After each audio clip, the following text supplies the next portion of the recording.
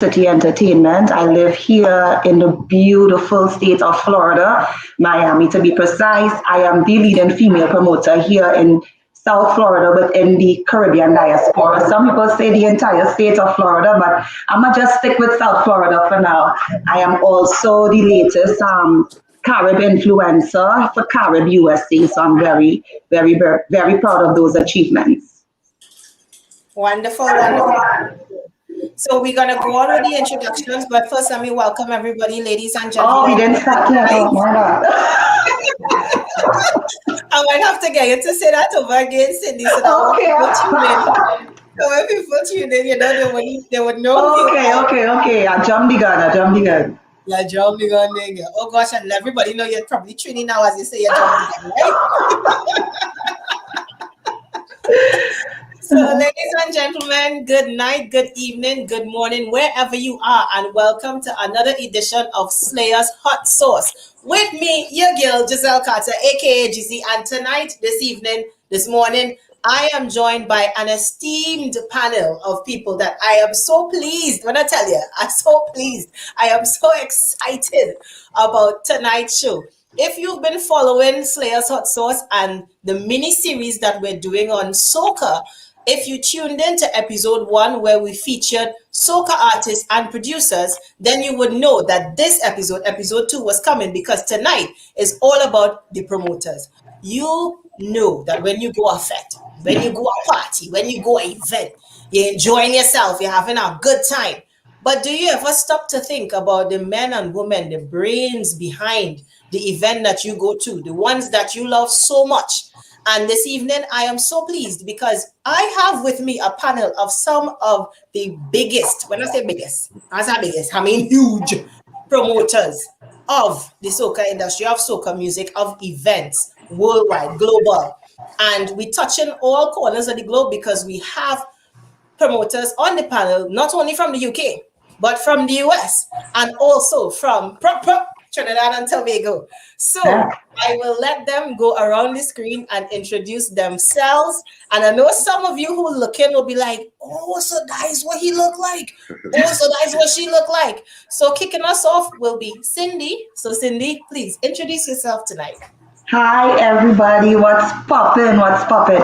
My name is Cindy, also known as Sin City. You could follow me at Sin City and on IG. I am the leading female promoter in this entire state of Florida, particularly in the Caribbean diaspora. I'm very proud of that. I am also lately I've been chosen to be a Carib influencer for Carib USA. So I'm very also excited about that.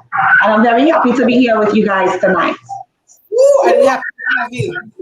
Next up, Mr. Glasgow. Good night, guys.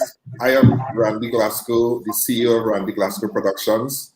We go a little way back. We started about 20 years ago, where we started with Coca-Cola Youth Fest.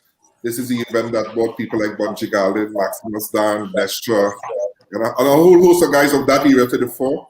We also do, comedy fests. We do ladies' night out, soca with her. We do a lot of big concerts, festivals, and we looking forward to a number of things going past COVID. We don't think it'll be different, but we kind of excited to like starting all over. And it's a wonderful pleasure to be with you guys here tonight. And thank you for being here. Thank you. Next up on our screen is Tiny Houdini. Hi guys, so I'm Tiny Houdini. Some of you know me as Tiny Houdini. I am a radio host over here in the UK. I do an online radio show mainly focused on soca, and I also present for one of the Slayers as well. So yeah, that's a little bit about me. Yeah, we had to balance it out and get some more females in the thing, because we didn't want it to be totally male dominated now. So we had to get some more firepower. So thank you so much for agreeing to be on the show, Tiny. It is lovely to have you. Next on my screen, right. Well, my name is DJ Private Ryan. I'm an international DJ, also event curator of Soca Brainwash primarily, which is the main festival event that I do around the globe. Also along with other events, Soca Starter, Press Play, a lot of different things.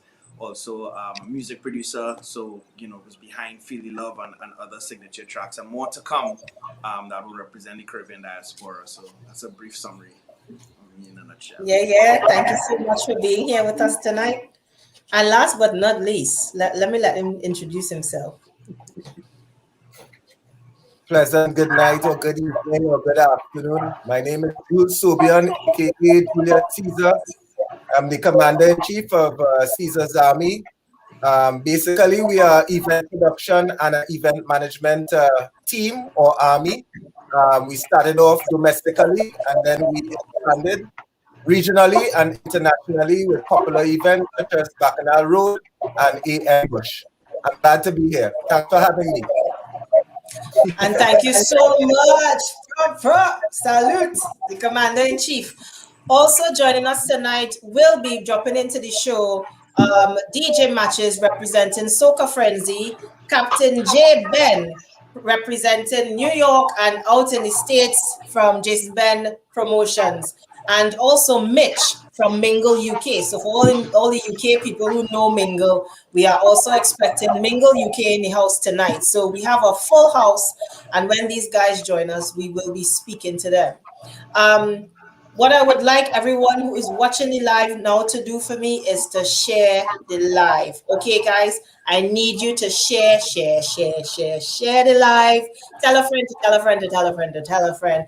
And also to make sure that you subscribe to Carnival Slayers YouTube channel, that you follow us all. Everyone has got their handles and we will put it up in the comments as well. So you could follow everybody on IG so you could stay up to date with all of the fun stuff that they have planned for all of us coming up this summer, winter, next year.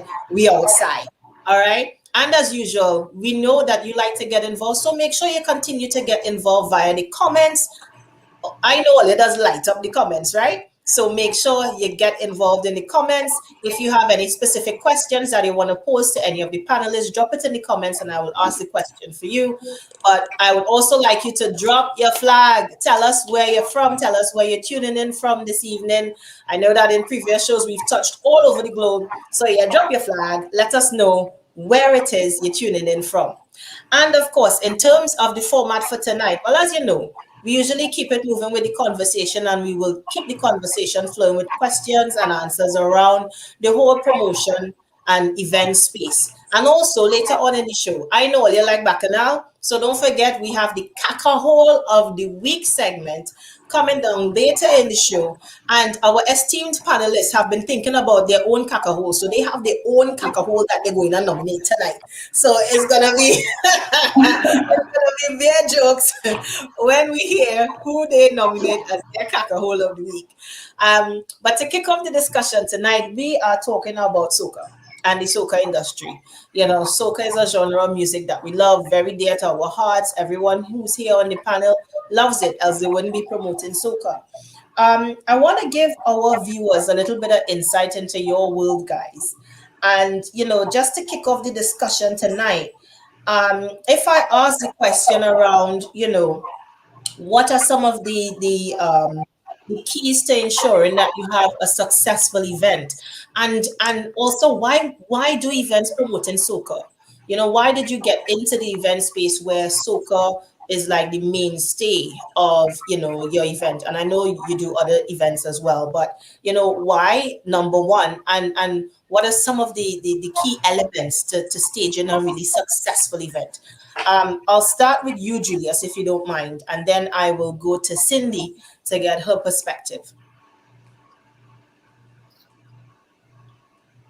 You're on mute, Julius.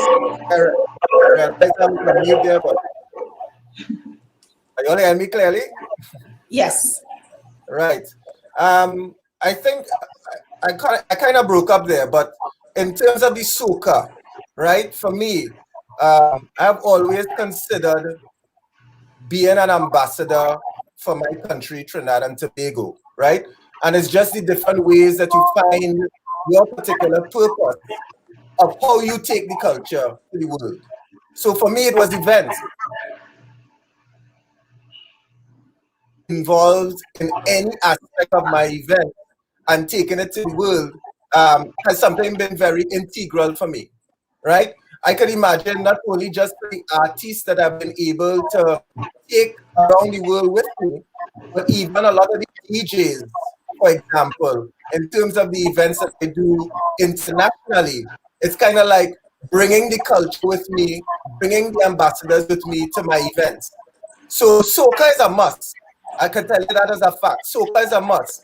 But what I have learned is that even if I had events regionally, I need to also export their music as well. So even if I'm in Barbados, I may have soca, but I may also involve a lot of Barbados artists, just like Jamaica, just like Martinique, just like Bermuda, etc., St. Lucia, etc. So for me, it's not just a Trinidad and Tobago thing, but it's a Caribbean thing. And I consider myself an ambassador of Caribbean culture through my events. Excellent. Well, I'm just going to mute myself as you're speaking, and if others could do the same, so at least we won't have any feedback. And that's and I mean, thank you so much for that insight, Julius. Over to you, Cindy, around the same question. Well, for me, like Julius, it was about the love of the culture and wanting to share that with my part of the world. You know, I live here in South Florida, and it's a melting pot. It's a lot of Caribbean people. There are people from all over the place living here from the Caribbean, and I just wanted to share that my love for soca music. Of course, I whined and sing before I could walk. So I really just love my culture so much, and just really wanted to share that experience. And I think that one of the most important aspects on putting on a successful event is promotion and networking. Of course, from the very first flyer that you put out, the quality have to be on point from the very start. And of course, your networking and your ability to draw the people in. So for me, it's just all about the culture, the love of soca, and just wanting to be able to wind down to the ground when I in my own event.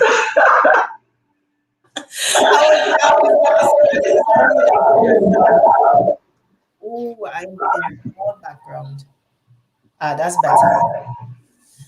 I was gonna say that, you know, being able to enjoy yourself in your own event must be nice. And Yes. you know, is that across the board? Do you guys actually enjoy yourselves at your event?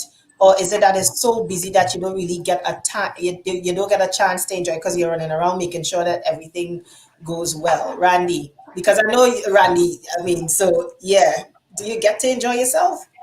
Not at all. I think, you know, we see ourselves similar to how a doctor or a nurse take their profession. We do it to make a difference in people's lives. So during the course of an event, we want to make sure and ensure that, you know, our customers, our patrons are enjoying themselves to the max. So we are busy putting the pieces together. And it's, you know, after the event, in reflection, you know, we put a smile to our face, people, you know, compliment us and so forth and give thanks. And, you know, that's how we enjoy our events. After the events, hearing the good, you know, the good stuff that all the customers would have, you know, messages and told you. Is that the same for you, Private? Yeah, pretty much the enjoyment for me comes from seeing people enjoy themselves, and also getting the feedback after that people had a great experience from the time they purchased their ticket to the time they got to the entrance, and then throughout the entire event, and then back home. You know, the memories live on. So for me, while I'm one that actually walks around the event even before I DJ, I'm actually observing how people are interacting with the party, and then, you know, it also as well gives me a kind of an outlet to kind of absorb the energy of the event and then go and deliver on stage as well too, so I could actually enhance and give the experience to the patrons so they're to, you know, have a great time. So I don't really get to enjoy it, but I enjoy watching people enjoy themselves. Yeah, I mean, and that's interesting because you being a DJ as well, you know, DJing at your own event, that gives you kind of like a two-dimensional view of what's happening, because you're the man behind the scenes as well as in front of the scene. Correct. You know, so It's a unique position to be in. Yeah, One, absolutely. is creating event and also has to deliver on stage and headline event as well too. So it's a Yeah. mental thing that you have to be prepared for on the day, because you also even if something is going wrong or something may affect you, you have to disconnect from that, because you now need to go on stage and entertain in a different way. And Matches, you were probably in a similar position with Soca Frenzy and being a DJ yourself. Is that similar for you as well as what Ryan was saying? Yeah, sure. Definitely. What I find as where being a DJ is concerned, like Private said, you get to see people enjoying themselves. You hear me, Killian? Yes. Okay, yes. So you get to see people enjoy themselves, and you also get the feedback, which is very important from the event. So that's what we don't really get the chance to enjoy as much as we want to, but hearing other people enjoying themselves is what the kind of feedback I want here. Yeah. And do you measure success just by the feedback? Or what are the parameters that you use to measure whether your whether your event has been successful? Well, for me, yes, feedback is one. People having a safe and enjoyable time. And also where the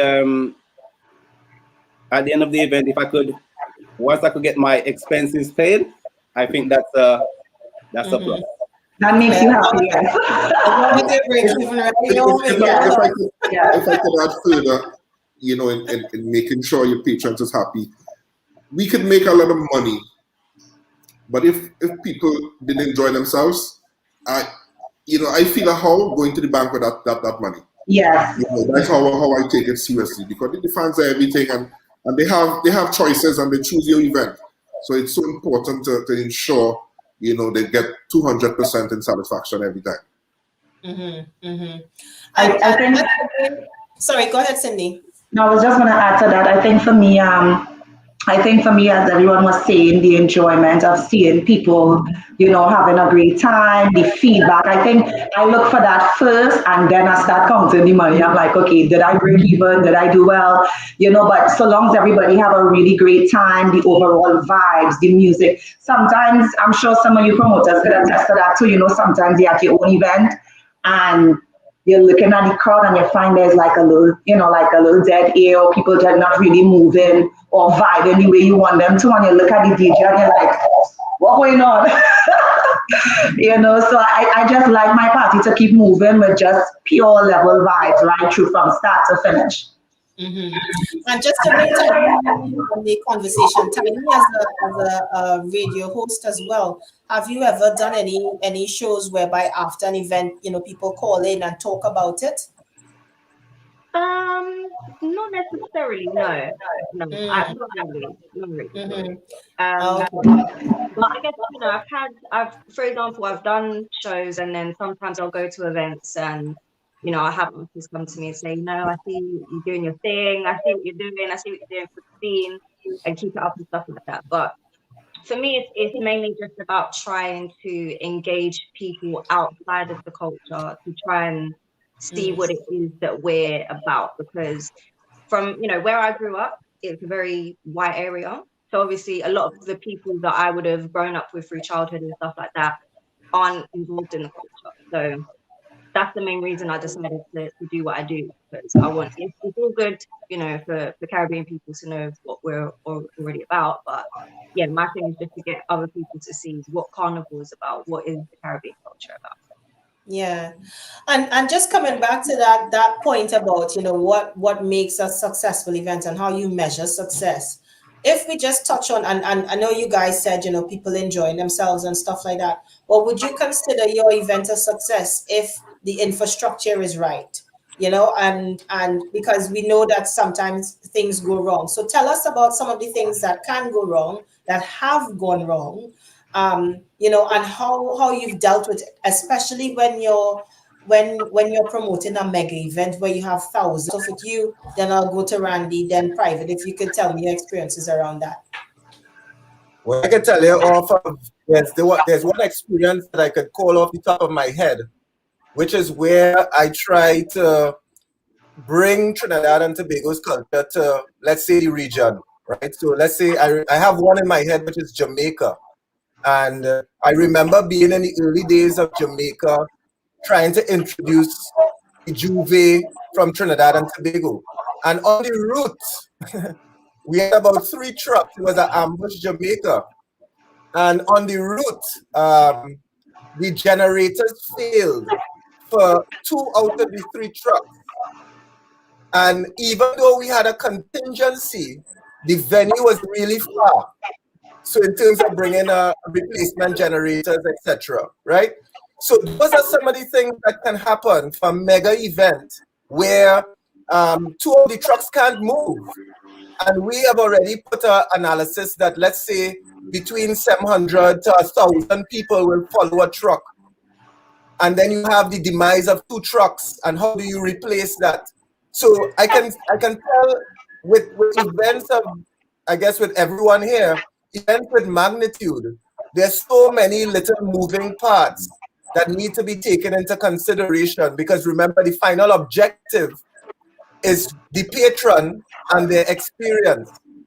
So I could have had a lot of people in that event, but because the experience was impaired by 2 trucks going down and then having a mass of people following 1 truck, goes to show that it hurts the brand when something like that happens, right?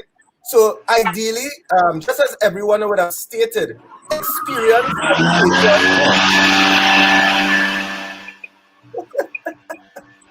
that's a jet.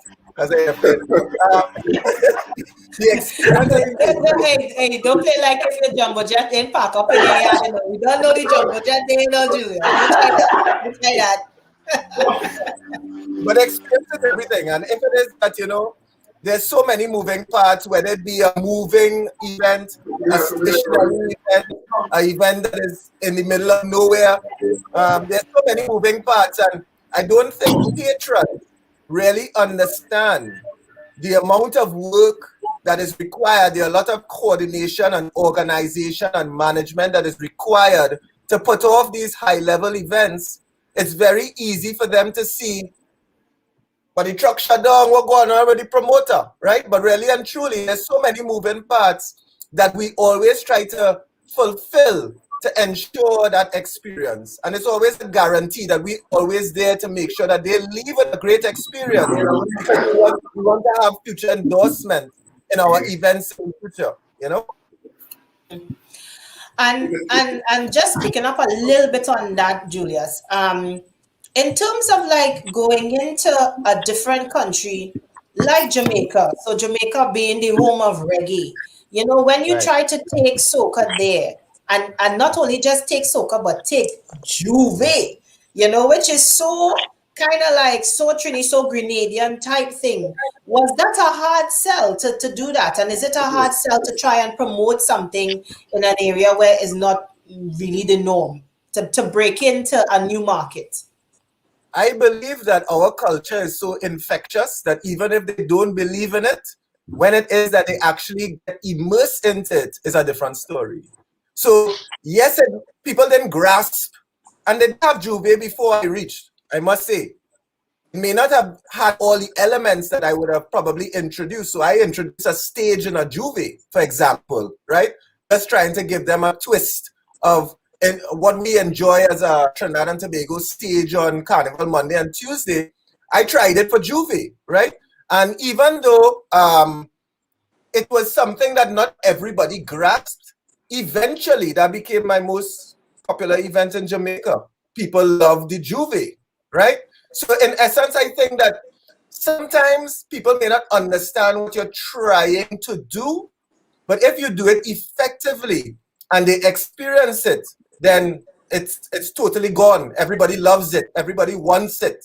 So I do believe that, yes, it's a little bit of a test, but eventually they will get the understanding of the culture and the understanding of how much it is so experiential that, you know, show and prove. That's what I subscribe to, show and prove.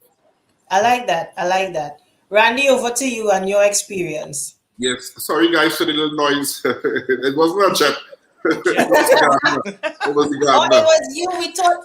Oh, you could Yes. have keep quiet, man. We thought it was Julius Jumbo Jet in the back there. We don't know he don't have the landing plane and everything in the backyard. Yes. Anyhow, yes. Yeah, most of our events, I would say probably 85% are concert style events. The comedy festivals, the calypso shows, and the alternative shows. So our events are of like a 4 hour duration, most of it 3.5 hours. And what could go wrong sometimes is the sound system most of the times.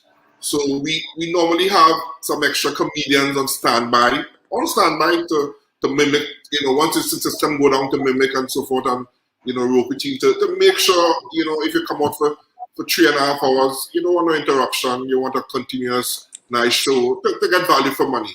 So we are kind of different to Jules and Private, they are the big fets and so forth. So I know their work will be tougher in pleasing that audience because, they pay big money and they want total satisfaction every time. And can you give us like a specific example when something has gone horribly wrong at one of your events? Yeah, the last carnival, Soca with her at the Jean Pierre complex. There was a band change with Destra band into I think it's 18 band, and there was like an hour and a half. But you had the DJ to give you nice music and so forth. But that that is the horrible thing where you wait an hour and a half for a live performance. But thankfully, you have first class DJs who could give you a show. Even better than the band sometimes. Yeah, and that is something that I have experienced because when you have that dead space, it really does kind of kill the vibe, as a patron when, it's just a dead space in between performances. Ryan, over to you. Well, doing a big event always brings challenges, and you try to put a lot of contingencies in place, especially when you're dealing with thousands of people at the same time, with so many different ecosystems that have to run simultaneously. So you try to mitigate as much of the margin of error as possible. One of the things I remember a couple of years ago, I think this was the third year of Soca Brainwash. The venue was ready to go. It is about an hour before the doors had to open, and the decor and everything was ready. Everything was ready. Everything was in place. And as if you know the signature look of the Brainwash, especially at the time when we did all the massive overheads and all those things, it was a grand production, and everything was tightly put together and looking neat. And for some reason that morning, I've never seen it happen again, but for some reason that morning there was a hurricane like wind. And when I tell you a hurricane like wind, I have never seen wind like that before. And it literally blew down almost the entire venue 1 hour before we were supposed to open.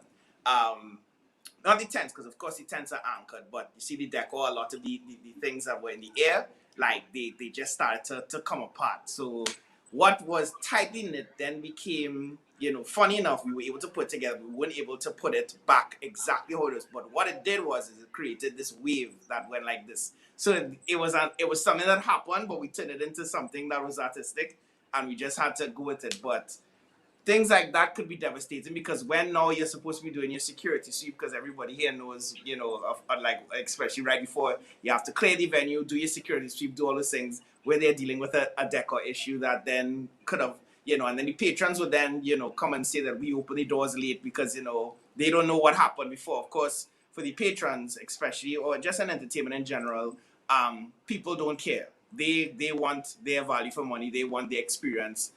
So we just had to adapt, and I'm sure a lot of us have dealt with last minute mishaps right before those have had to open or something before. It could be anything from the Wi-Fi. Actually, there was another issue where the Wi-Fi all of a sudden stopped working, and people at the door that could have caused some problems right before. So Wow. you learn. Wow. And the thing about it is like, you try and anticipate any kind of eventuality of obviously you're doing your risk assessment, whether you do it in your head or you do it on paper. but could you ever plan for every eventuality?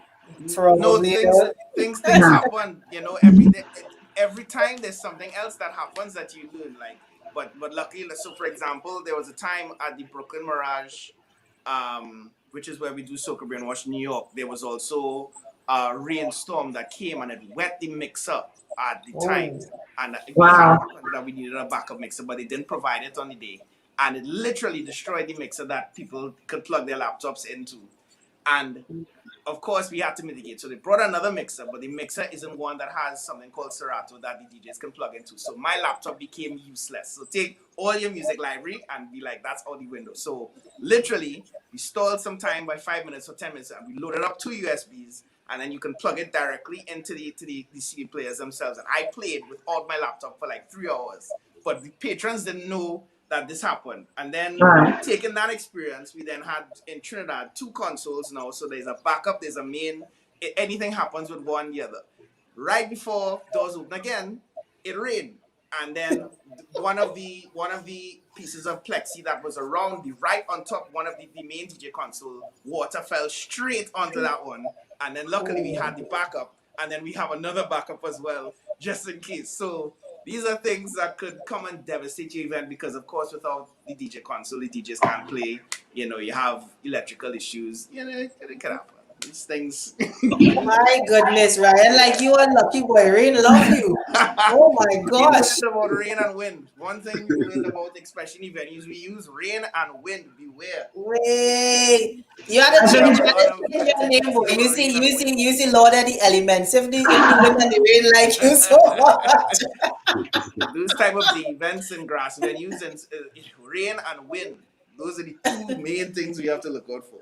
Pressure. So, have any of you guys ever had any issues with artists? Because we're gonna come to that as well. Being a promoter and having artists on your show, you know, have you had any issues with artists at all? And not only issues with artists, but also like, you know, and I want you to be honest, guys, do certain artists get priority over other artists? And after you answer the question, I'll tell you why I asked that question. And then we have a question from somebody in the comments as well. Just to say a massive, massive shout out to everybody who is tuned into the live tonight. Let us know where you're from. Yes, keep your comments coming. And also to please share the live. We are live on Carnival Slayers, and this is the 2nd episode of Slayers Hot Sauce, talking about the soca music industry. Right, guys? Artist problems. Let me know. Have you had artists with problems? Have you had problems with artists, and what was the nature of the problems? And do some artists have preferential treatment? Because, you know, like if you're like the Beyonces and stuff, they had to have mineral water, and the water had to be a certain temperature, and you had to have you know, the dressing room with roses in it. It had to be smelling of lavender and all this kind of thing. Tell me about some of your experiences dealing with artists. You don't have to name the name, but just tell us some of the experiences dealing with artists. I see Julius laughing. Like he had an experience, boy. Tell us, Julius. Yes. If I could go, you know, it's something used to happen probably 5, 6, probably up to 10 years ago, where you would bring an artist from another Caribbean island for a certain fee, you know, and when they come to the show, they would see a huge crowd, and right away they're saying, "Listen, I have to get more money." You know what I said, you know. So, but it don't happen again because, you know, with the prevalence of, you know, you could sue somebody and get justice and so forth. So things have changed, but that was very prevalent in a number of times where artists, you know, when they come to the show and see a huge crowd, they demanded more money before they go on stage. That's interesting. That's interesting. Anybody else want to share? Julius, come on, spill the beans. Let me know. I mean, I think that artists have actually been improving themselves. And I think that's good because, let's just say, from when I first started into this industry to, let's say, 2020, when I really had my last set of events, I would see a marked improvement in how artists treat themselves as artists, as performers, etc. Right? And it's good. It's good to see that conversion from I go take money on the night, is one course and now I go change this course. You know, now you're getting contracts, now you're getting hospitality arrangements, now you're getting down payments being made by what a transfer a month Yeah. before the event, you know. So I must give kudos to the artists. I I mean there's always the royalty. When it comes to the artists, there's royalty and it comes down. But from what I've been seeing is that next generation of soca artists are following in the vein of persons such as Marshall and persons such as Garland, persons such as Kess. I consider them the soca royalty, the ones who have the most experience, the ones who have actually imparted good wisdom and knowledge. So it's good to see that the next generation of soca artists, as well as Caribbean artists, are trying to follow in that same route. All right, I'm gonna just pick you up a little bit more on that, Julius, to expand because all right, so if it is that we have some of the I would say the pioneers, you know, as you describe them as royalty, you know, guys who are at the top of their game, does that mean that they then get preferential treatment over other artists? You know, I have, you know, experienced and witnessed being a host and have hosted events and stuff whereby artists, there seems to be like a hierarchy, and Yeah. you know, certain artists who are lower down the food chain, as it were, would be treated differently to artists who are higher up the food chain, like the Marshalls and the Bungees and that sort of stuff.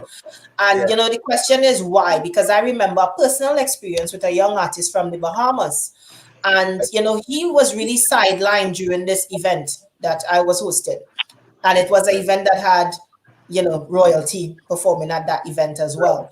um and you know, I saw the impact it had on him because it looked like it crushed him because he young, he now coming up in the game, you know, he hungry, he want to be on that stage, he want to give it all, but you know, he was just being sidelined, and Yeah. sometimes I think that could kill somebody's career even before they start, because you know, it's like they need that level of confidence to be able to do what they're doing, but when it is they get sidelined and it, you know, they get treated a certain way, you know, I just think is yes, it could be detrimental to them in their career. Yeah. I mean, I could understand that. I mean, I wouldn't understand the scenario of how, let's just say, someone who was more experienced was placed in a position to not have him perform. I wouldn't understand that scenario. It could be a number of things. Maybe the experienced soca royalty just came to and perform for free, because I could tell you straight off the bat that just having soca royalty or the experienced soca artists, it's very expensive to have them in your event, right? It's very expensive. But what I would promote definitely is that yes, of course, there's the top tier, and all of them have different personalities. Kess is different from Garland is different to Boy and Marshall, right? They're all different. They're all gems in terms of what they do and who they are.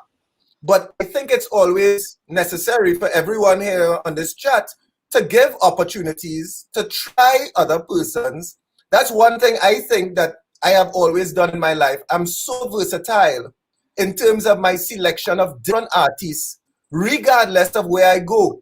And what I've found is that I have a great relationship with not just the experience, but the next generation artists who are really trying to get that exposure out there. And I've seen it with my own eyes where somebody may have gotten the opportunity to perform in Bahamas, and all of a sudden, everybody wants to book them all over the world. You have to give persons the opportunity. So, in a sense, it's for us to really try certain things, you know, give an opportunity. Because let's just say Ryan is a producer. I'm sure that Ryan is so versatile which actually he is versatile. He tries to pair himself with different artists from different genres, you understand? Giving them an opportunity to fuse and create something unique. And if my events are based on stories and how I tell stories or concepts, etc., I would like to play different persons or artists, even DJs, as parts of the story. So in a sense, it's good to encourage not just the experience, but there's a lot of next generational talent, not just in soca, that is popping up that won the opportunity, and us as promoters, event professionals, should be giving them the opportunity to step up and shine, elevate themselves.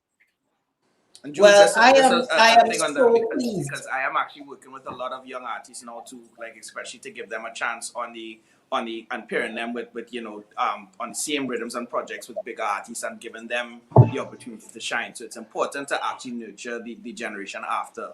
There is a hierarchy in terms of who is the biggest, but it's also important to nurture the future if you won't have one.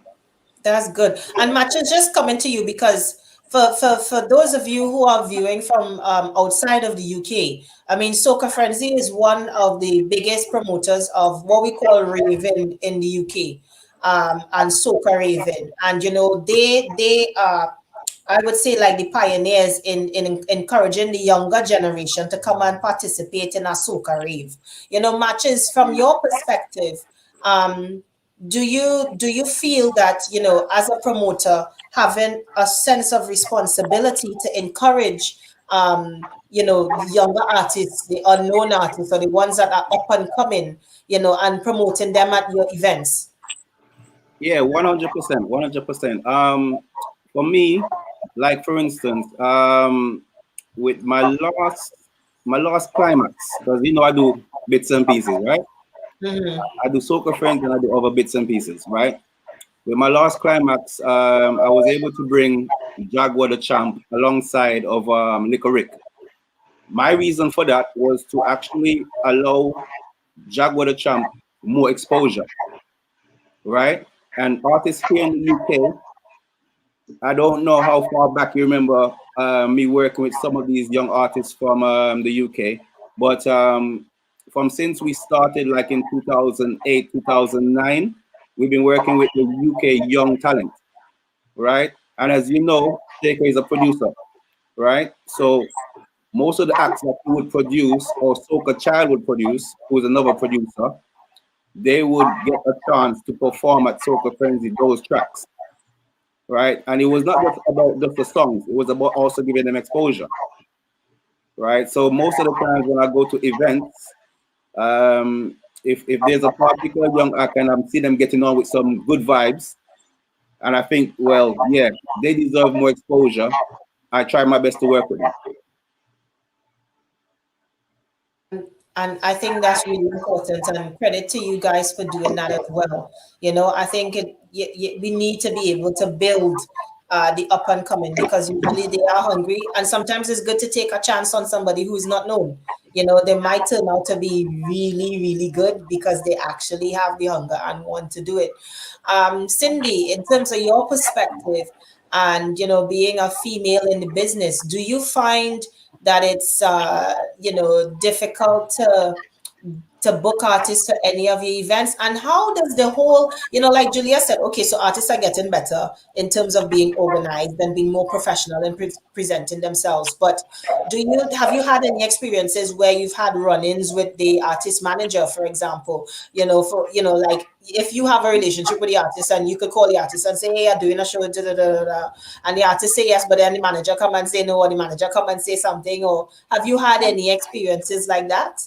Not necessarily, no, but I do try to respect the pecking order of things rather than, yes, you could know an artist and be like, hey, I want you to perform so and so, but because remember, the artist manager also has to eat. I mean, they will eat regardless, but at the same time, I like to maintain that level of respect and still go through the booking manager.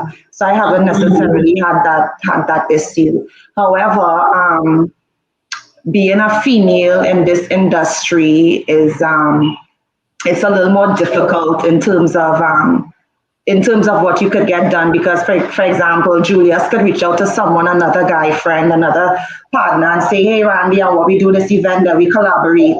But me as a female, I haven't had those opportunities per se. Because, for example, you reach out to someone, they say to you, hey, I like what you're doing, girl, I like your vibes, you have great concepts, you have great ideas, I want to do something with you. Like, yeah, give me a call. As soon as you call them with a great idea, the next thing is, so when we could go out and have a little time together, it's always a caveat to wanting to do business. And that has been my experience, not necessarily with other promoters, but just men in general who wanting to invest. So a lot of the times I end up going it alone. My Miami Carnival event, Bonami, thank God, I have a great partner, Scoops Way. He and I went to school together, so I didn't have that issue with him. But I have come across that issue in the past, and it could be very disconcerting. It could make you feel like crap, really and truly, because you feel like, okay, is this what I have to do to get ahead? So, that could be very tough to deal with. But I must say that I have earned my respect in this community and earned my respect as an event producer within the community. So I'm proud of that. Yeah, and I'm just wondering, speaking up on what Cindy was saying in terms of collaborating. Do you as promoters collaborate, or is it that is not something that you would do, or I don't know, how does that work? Because all of you have your individual signature events and stuff, but have you ever thought about collaborating on anything? Anybody? I would. Go ahead, Julia. I would love to collaborate. I must say that I just wanted to say that I feel very, very blessed to be on this esteemed panel. People like Julius, Ryan, Randy. I mean, I know about you guys for a very long time, and I haven't gotten to the level where you guys are yet in terms of having mega events, but that is where I want to go to, and I look up to you guys a lot in terms of, the way you produce events, the way you curate it and stuff like that. So I'm very, very happy to be among this panel. Randy. All the tough bad experiences that as a promoter, I want to apologize to you. But don't give up. I think there are a lot of good guys out there who are business, Jules, Private, myself, and others. So don't give up and reach out to us, and something can happen. Because thank you, definitely. Post-COVID things will be different and more difficult, and the way forward is having an association, but you want to associate with the right people. Yes, and that is important. Connecting with the right people, that is very important. Yes. And that is something that I personally would like to see. On the question of the divas and so forth, we do a lot of niche events, especially like the ladies' night out, Soca with her, and we deal with all the ladies, and they're a difficult bunch of ladies. I wouldn't call names, but as Jules was saying, you're seeing that improvement, and in the soca industry, they are big stars. The same way how Beyonce is big in pop and so forth. They see the stuff like that, and I think it's only fair. They are treated as royalties. So what we're seeing, everybody's coming forward with the riders, with the requirements. Some a little excessive, but what can you do? You sign in a contract and you have to fulfill it. But it's a good way forward, and I think in that regard, I want to say the soca industry is in good hands, and I think sooner than later something big going to happen, and we're going to see these girls. I think it's important, the press get help, the marshal get help, but somewhere we have to get some help for the ladies, for the Patrice, for the Dexter, for the Fair. Something has to be done to get them to that next level.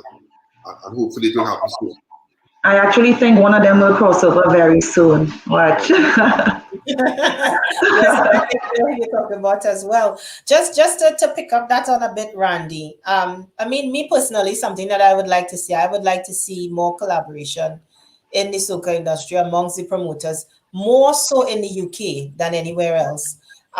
You know, because I think there is mileage in if there was some sort of unity and networking around the promotion of events in the UK.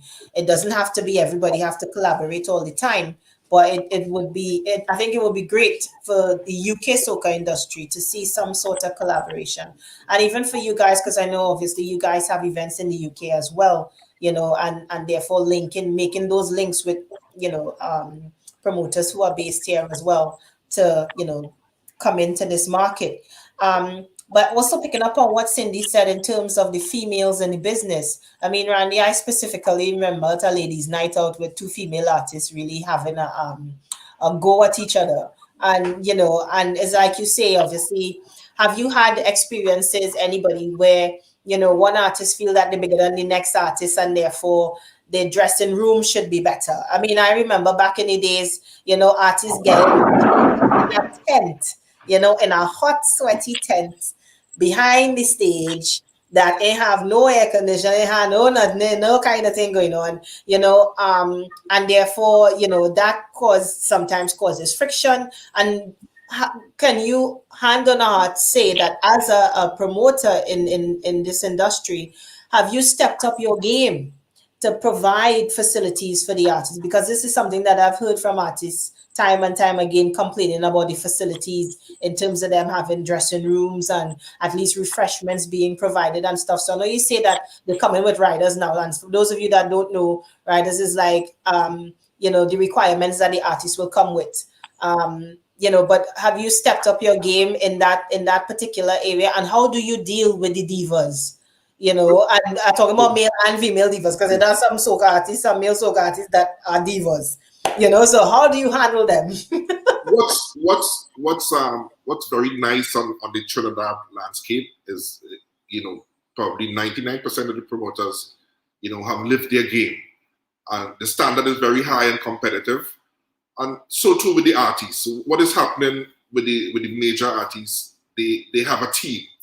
So if it's Destra, she have a team of about 5 people.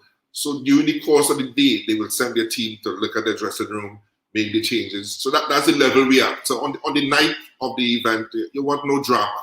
Everything is in place because you want a good show. And as a promoter, when you want a good show, you put everything in place for a good show. So I think, you know, happily Trinidad is you know, game is a little higher than people think. And we are thankful for that. And in terms of, so you're looking after the artists, do you look after, I have to be selfish here as well because I'm a host. Do you look after your hosts as well? Of course. I mean, that's, you know, the Nikki Cosby and you know, or you can call on the ladies. They love working for the promoters. They love, because, you know, we treat them nicely. You know, I just say you want a good product on the stage, and you do what is necessary. Your artist is key. If your artist is not happy, you're not going to get a good show. Yeah. So we ensure, you know, that takes place. And that brings me on quite nicely to the next question I want to ask around. Do you think it is essential to have artists performing at your show? Anybody? Ryan, let me start with you, then go to matches. Is it really important to have artists at your show? It depends on the type of event. It's all about your business model and what you've created as a framework for your experience. So the experience I created with Soca Brainwash is that the DJs actually are the star of the show. And I did that because where it falls on Carnival Saturday is actually after all the artists have had their spotlight. You know, there's been the Marshall Monday, the Tuesday on the Rocks. Everyone has seen all the artists, know their routines, like from top to bottom, you know, so it's a very different experience for the patrons to come and let the DJs then showcase their creativity and have an opportunity to curate the experience in that way from you know, 90s soca straight up to now. But there is a space for, and it is essential to have the artists perform, because remember, the artists also have the power to bring their songs to life and they are the ones fueling Carnival with their contributions as well too. So sometimes people create artist-based shows where the people deliberately go to see the artists and bands. Some create DJ shows and some create the hybrids where a guest artist may come in and perform within the framework of a DJ also performing. So I think it goes hand in hand. It's just a matter of what you have in your head in terms of the experience for the patrons. So I think it can go either way. There's no right or wrong answer with artists and versus DJs or vice versa. Okay, I matches. agree, I agree. Tiny, I would come to you to get your opinion as well on that. Matches?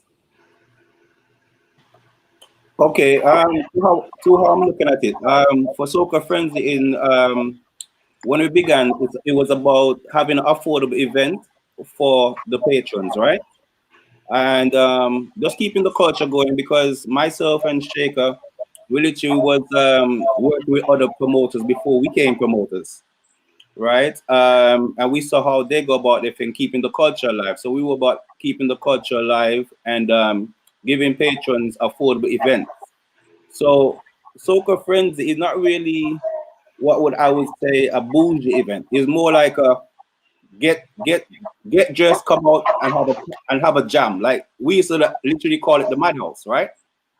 So but over time, what we realized is that because we moved from like a smaller venue to a bigger venue, we wanted to find a way of attracting more patrons to the events. How we also view ourselves, because we are, most of us, well, I would say the main promoters in Soca Frenzy are from Montserrat, right? So what we had to do, because of how we viewed it, we wanted not only like say some people would say 4 islands, but we wanted like everybody to get a taste of their artists from their island, right? So we have worked with artists from, like for instance, you have Trinidad, Barbados, Grenada, St. Vincent, St. Lucia, Antigua, BVI, St. Martin, St. Kitts, because we basically wanted to bring that flavor, right? But going back to the original question, where artists is concerned, I think because performance by artists is their main income, right? I think that artists should get that chance to get featured. But even though when we do have artists, our prices has to go up, but we try our best to still keep it at an affordable price for the patrons.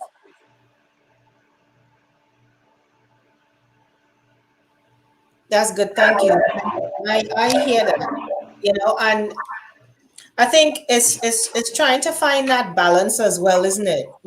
Putting on a great event, but ensuring that you also cover your costs and break even. And as Randy had said previously, artists do come at a cost. And is it that the cost has gone up in I would say the past 10 years? If you compare to what you were paying, 10 years ago for an artist to what you're paying now, has that cost increased, and has it increased significantly? But before you answer that question, coming to you, Tiny, just to get your views and opinion on whether you think is necessary as a patron to have an artist at an event. You know what? To be honest, not necessarily from a patron perspective, not necessarily, because especially if it's an artist that you're not really interested in, that ends up being on there. You're having a good time, you're flinging bumper and everything, and then everything stops, and then you then have to focus on this artist, and you might not want to hear what you see what I'm saying. Especially if they're not good at performing or whatever, it kind of just kills the mood. But I guess if it's an artist that you're interested in, it's good, and kind of as Matthew said as well, it's a good way to give artists promotion. So I'm all down for it, but sometimes, you might not even realize they're performing. You're just having a good time. So yeah, that is if you're drunk and you really know what's going on. Right? Is that what you're trying to say? You understand, your head bad, so you really care who on stage in it, because your head done bad already. Even I think I can't remember if it was I think it might have been for Dreamland or Jam Juve, one of them. And my friend, in fact, no, I think it was for Remedy. My friend said to me, I don't really think I'm interested in all of these artists. And I said, but do you know what? At the end of the day, do you really care? Like, by the time they come on stage, you're not going to be listening. So let's just go and just have a good time and vibe. Why not? You know? So I think it adds a different element. But Okay, cool. Liz, big up to everybody who is on the live. Don't forget to share the live. Let us know where you're joining from. Liz has asked a question that I was absolutely going to ask. And that question is, as a promoter, how important is it for an artist and a DJ to repost marketing material? Ooh, that's a good question. Now, let me be honest there.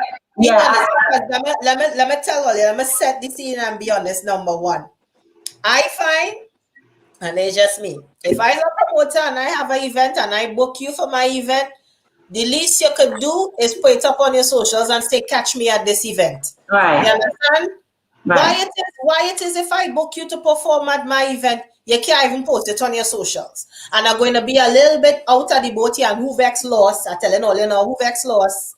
I find that when it comes to promoters from Trinidad and the Caribbean who having events, that some of the soca artists will not repost it. And I don't know if this is in, let me say from the UK perspective. When they come to perform in the UK, I find they don't pump it like if they're going and perform for BT and for other events in the States. Who vex loss. So is it important for them to repost it, for them to repost the marketing material? What are your views on that? And I want everybody's opinion.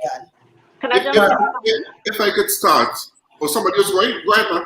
Ladies first. No. Let's go with the ladies first. Ladies first. Ladies first. So I was just going to say what I've noticed, especially from a hosting perspective or presenter perspective, when they don't post the flyer, sometimes it's because they're not actually going to show up. And to me, that's where the problem is. And you then have to chase them and chase them and chase them. But sometimes if they don't post it, they've got no intention of turning up. And I don't know if that's the same with shows as well. I guess you guys can answer that. But yeah, I think it's important for them to repost it. I think it's not a DJ's job to sell your party, but at the same time, me personally, I don't hire no DJ if you ain't reposted my flyer. That is just me. You understand? I require if I've dealt with DJs in the past, and it's like you literally had to beg them on the day of, oh God, pop the flyer now. I ain't hire him again. No. Sometimes you send out a blast and the DJ automatically repost your flyer because he's on it. You make a flyer with the DJ face on it. And of course, that's for him to repost. I'm not putting no DJ on none of my events if you don't post my flyer at least 2 times on the day of the event and probably the weeks leading up to it. It's only right because I put you on there for a particular reason to help draw that crowd and that audience. It's not the DJ's job to help you sell the event, but the least they could do is at least repost the flyer. Because you're not asking them to sell tickets, right? You ain't saying that they have 100 tickets to sell. So as a courtesy, at least the thing you could do is repost it and let your fans know you're playing in the place, isn't it? I've actually written it into the contract. Like, I require at least 2 postings. It could be the week leading up to the event and on the day of the event. That's me. If you ain't posting my flyer, me not hiring you again. Well, I like you. That's what I have to do. Randy, go ahead. Yeah, well, Cindy made the point there. I think we at a level where everything has to be documented. Entertainment business is not different to law and doctoral and wherever it is, where everything is documented. So when you sign an artist, the same way how you're making a fee in the agreement, you want 5 posts, 1 per week on a Monday. These things have to be, recorded and signed for, and you wouldn't have no issue. That's the answer. Mm-hmm. Because the artist is on a different head altogether. While you contract them when they have the event, they're looking to make music, looking for other gigs and so forth. So really and truly, their mindset is in a different space. But to protect yourself as a promoter, you document it and you sign it, and you will have no issue. But why it is you don't see them begging on BT then?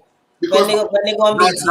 That's a BT contract. BT, okay. They don't make joke if they pay you money.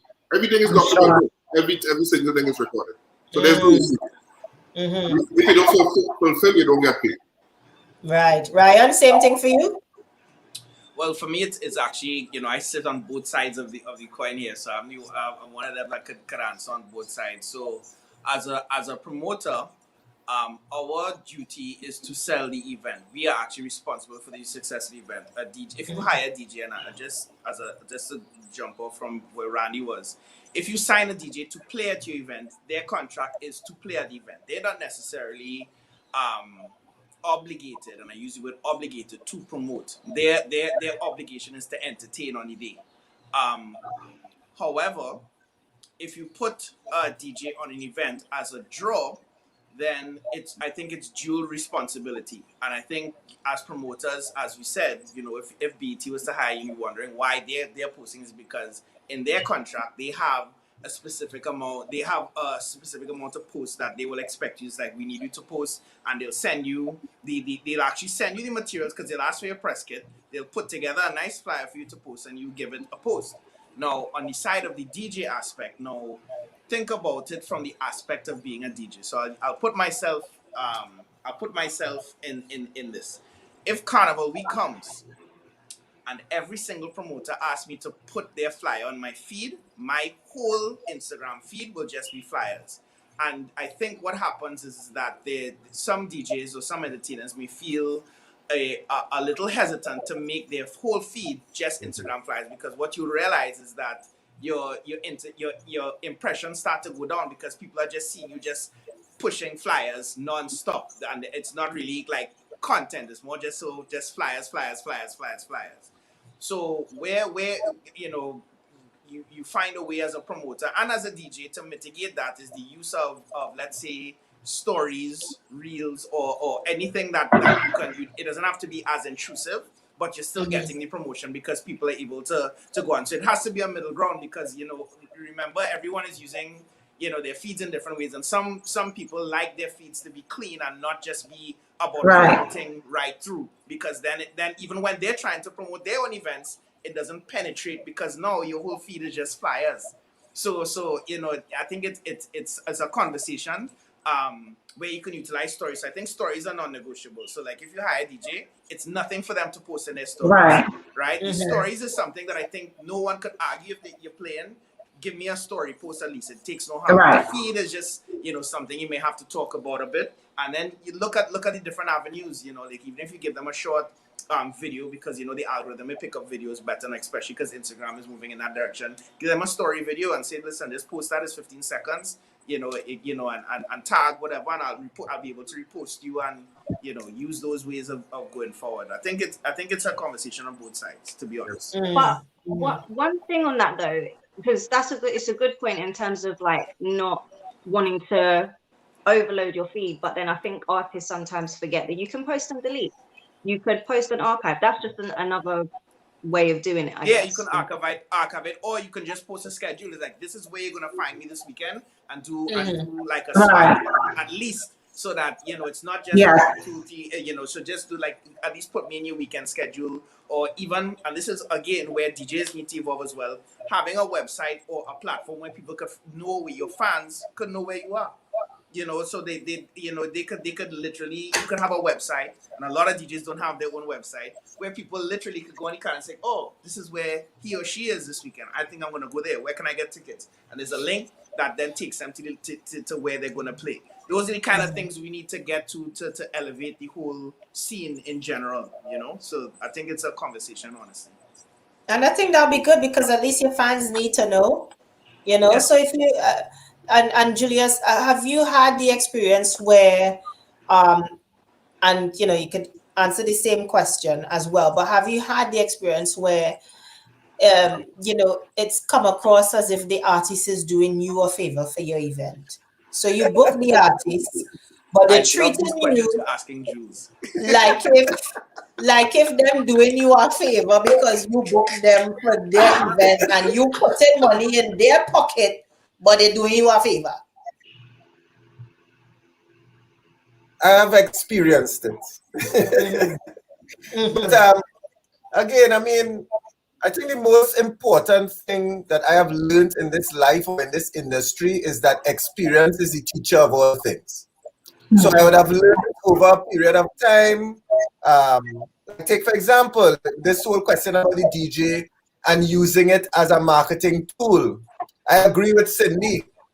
If it is that DJ is going to set up startup, or even artists have to send you contracts, etc., and you want certain things documented and stipulated, then us as promoters, we actually have to send over those sort of documentation to get what you want on paper.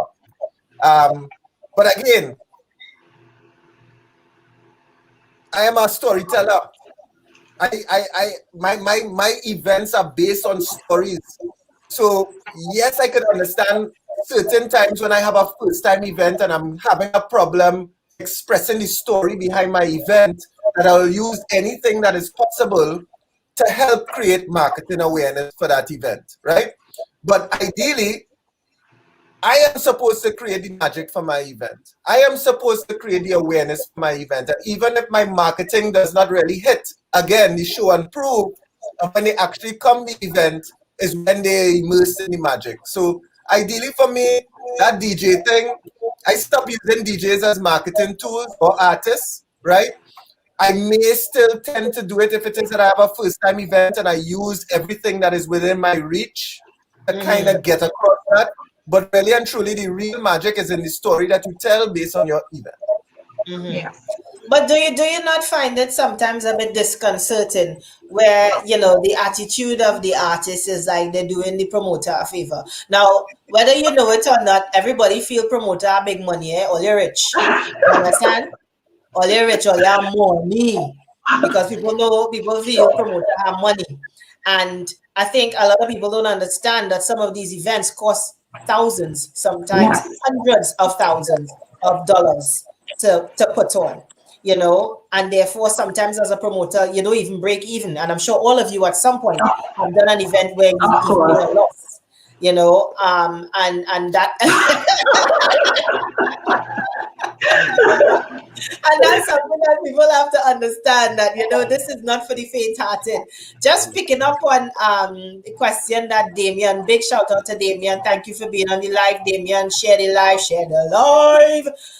Why do international soca DJs and artists charge exorbitant higher fees when the UK market is smaller? A large event in the UK is 800 people. Why pay a NIA or New York fee? This is stagnating the UK market. Any thoughts?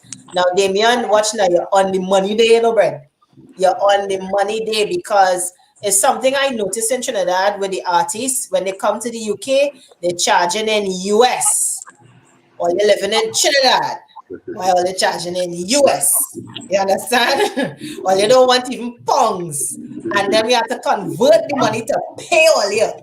Why are they don't want to get paid in Trinidad if all they're living in Trinidad is TT dollars? But anyhow, that's just me with my little rant over. Why do they charge more? Any thoughts on this? Much as I know you could talk about this, obviously, it fall right into your domain. So you're talking about the absorbent fees? Yes, where they chap now, it say absorbent. Damien is exorbitant, you mean, exorbitant. So high fees. So basically they charge higher fees when they come to the UK. And most of them, I don't know if you've dealt with the royalties of this world that charge in US dollars, us dollars. For Cindy, them it's easy. Cindy in the States, she can afford to pay in us dollars, you understand? We in the UK here is pounds. In Trinidad is TTD, So why it is they wanna charge a lot more money, especially knowing that the soca market in the UK is much smaller, especially than in the US, and that is stagnating the whole thing. What's your thoughts on that? Well, okay. Regarding royalties, who we have worked with before, I would say the closest I can say to royalty will be Kess. And we work with Patrice as well. But when looking at some of the artist riders and stuff like that, it kind of give us an idea whether we can work with them within our budget. Because I've seen riders where the artists want to be picked up in certain vehicles. right? And then Then they you want let them know they want Lexus, they want Lexus. Benz, No, no, they request that for real, yeah. they want limo. It's like Don't be things SUVs, them. like SUVs, particular SUVs, Uh-huh. right? Oh, and regarding the money and the US, they find that the US is more stagnant than the pound. The pound fluctuates too much. Mm-hmm. So that's why they ask for the money mainly in US. Right. Right? Even though they're living in Trinidad. I have a problem with it as well. But at the end of the day, it's part of their contract, so I have to work with it. Mm-hmm. Okay. Randy, Jude, Ryan, did they charge all in US too? Yes, I charge in US. Once I travel in US, and the simple answer to that is US is one of the most standard currencies around the world. Your international contract, it doesn't matter if you live in Trinidad or not. Most traveling artists charge US. This is not a thing that is isolated to the soca market. So as an international, the mindset. So I will be on the other side of this as a DJ, and also one that will probably stand on the side of the artists. If they are to be respected as international artists and their contract is in US, it should be respected. Now, as promoters, we can negotiate with the artists because understanding the market. So, of course, understanding like the UK, Sweden, Berlin, a lot of these are not the mainstream markets. So, like, let's say, for example, New York is the hub of you can have a big concert, a Caribbean concert in New York, and of course you can charge 10,000 people. so At a gas station and they coming. right. So that's where the art of negotiation will happen with the artists. Now the artists to be on the other side of it, the UK is not somewhere that's easy to get to when you have to go from Trinidad, right? They would have to travel, long hours to get there. They will, some people with just the riders are part of it, because I live it and I understand. But some artists are actually just, that's the standard. They want some artists their reasons. For example, if I'm an artist that already doesn't like to fly, that's why I may require first class, and it's not because I'm trying to be ridiculous. It's because it's more of an issue that, like, listen, it's very uncomfortable for me to travel. The same way that some artists also, some of them, because also they feel claustrophobic in small cars, so they ask for SUVs. So even if they're going to reduce their price to perform, they're not going to compromise on their comfort. So that's where it comes down to a conversation. That's why some of them don't budge, because remember, the manager's representing. We don't know the conversations that the artists may be having with their manager, and their manager is not representing their interests because they're looking out for the best interests of their artists. And if the artist feels okay, so let me look at it like this. A UK promoter is trying to pay me, let's say, £500, £600, which is in equivalent 6,000 TT, right? If you want to use TT. And don't But forget, then I I have a you show in the US that is willing to pay 3,000 US. That's 18,000 versus 6. And I have a child to feed, and I have a business to run, and I have staff. I have to pay for my outfit to come out and look fresh. I have to pay my manager. I have a lot of expenses. So the artist reaching on stage isn't just seeing the artist come in and sing. There's a machine behind them. And so, like, even when, let's say, a person like Marshall or Bunchin, a lot of them are paid a certain price, you're actually paying for the machine as well. Because the process of getting them to where they come on the headline and they're able to sell your tickets requires a lot of work around them. Yeah, but Ryan, some of them just charge separate for that, eh? Yeah, no, but there's your contract and there's your rider. So, like, there's two separate Yes. things. I'm understanding that because your rider is the additions to your performance contract. Yes, and some of them want to come with the entourage, and the entourage want to fly first class to the UK. Because to go to UK, I understand the entourage can't come, but you would at least want your road manager, because your road manager then makes sure that everything is taken care of. Because what happens again is, like, Peter pays for Paul.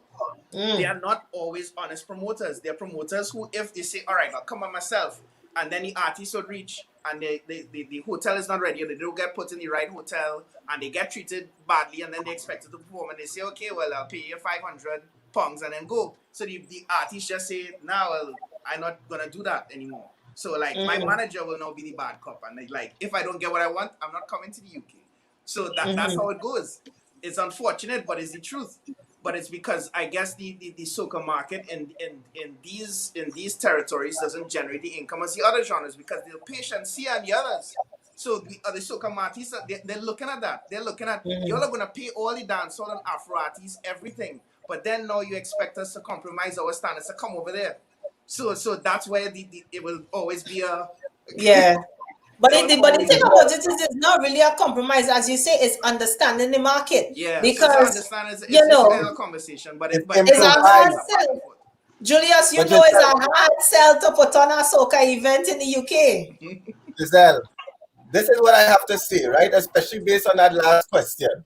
The first event that I am going to do since 2020, 2020 is the last time I had an event. The first event that I'm going to do for 2021 is a show in the UK called Rebel in August. Right? Yes. The thing about it is, this is my first time having this event, right? And I understand looking at international artists, I can pick up the phone and say, Garland, come down the road.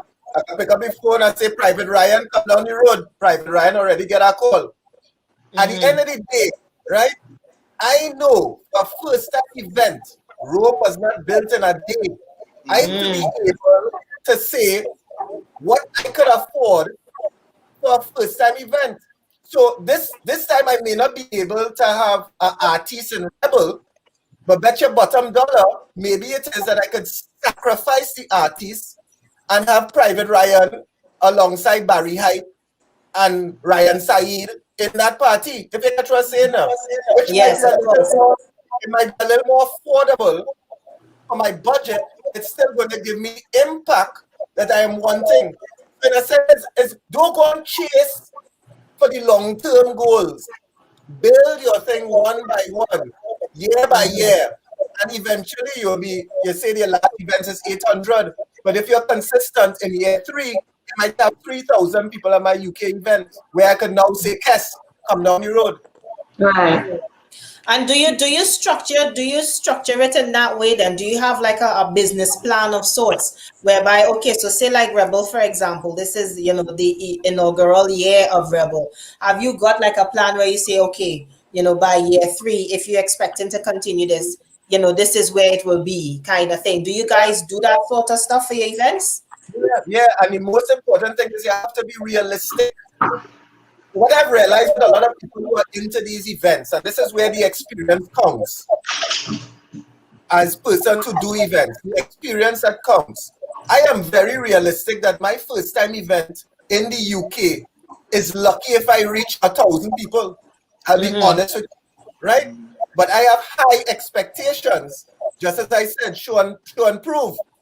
When it is that those 1,000 people come for the first time and experience Rebel, UK's first ever Juve Rebellion, Caesar's Army, Soca Spartans, and DBL Vibe Tribe, I am expecting in the 3rd year, I am going to triple the amount of people, right? So I am expecting 3,000 UK in the 3rd year. But I have to have the understanding, I have to be real. The most important thing about being real with events is the budget. So you have to make sure that budget is feasible and realistic. And that's where sometimes people think that, having an international artist, you go from a thinking of, I'm going to be realistic and I have 1,000 persons, and I believe that Kes is going to push me to 3,000 persons on my first time event. That is false. That is not happening. You understand? So that budget is most important. Thank praise the Lord for the persons who are very numbers oriented and have been working with me over the years about feasibility and budget. But it's also about building yourself one brick at a time and seeing the long-term fruit that bears. Randy, your perspective. Yes, Jules is on the money. We here in Trinidad, we should be out of COVID, I would say, by the end of the year. So we have already, put it in train some major events, whether or not there's carnival or not. because if there's no carnival, we think sufficient people would have been vaccinated to have some events. So we have started putting things in train. Like we have an event called Soca Rewind Festival. This is a festival that's going to feature soca music, 2010 and before. We also planning a comedy tour, Make Me Laugh, the tour, which will do about 25 venues across the country. Smaller venues, 600 people, 700 people. And then also we want to launch during the carnival period another ladies show. It's called Girls United, where we like to push the ladies, we like to promote the ladies, because we think it's important. So we know that post-COVID, everything is different, and you can be optimistic, but you got to be real. Randy, you and I had a talk. Randy. Yes. we're gonna reach out. Listen, you have to go 3 ways. Is that and that way? Yes. You understand? Why you like the soca? Think about comedy. Think about chutney. We do all these things. Think about wrestling. Think of because you're a promoter, and your function is to make people happy, to make a difference.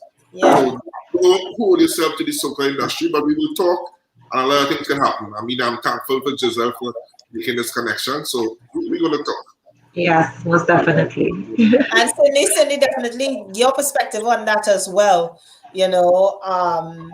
Just around the whole issue of dealing with artists and having a forward plan for your event. One of the things that I must say, Randy, that I like, and I want to know if the other guys do it, is that you reinvent your events, which is really good because it helps to keep it fresh. And is this something that you guys do, where you reinvent and rebrand your events and bring it out as something new to keep it fresh, to keep it moving? Cindy, starting with you, and then we'll go to Yeah, you learn something new every single time you do an event. Like you could think you have all the bases covered, and then boom, according to Ryan, some other stuff come and happen, and boom, okay, now you got to plan for that next time. But I just think that the love of soca and soca music and the culture is just so important that it's just something that is just deep in my heart, and I just really want to just be able to provide that type of entertainment within that space that I am here in South Florida. So that's cool. Matches?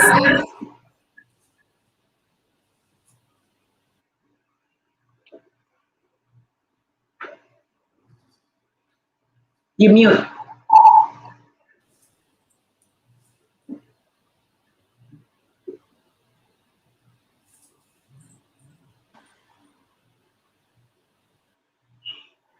Can you hear me now?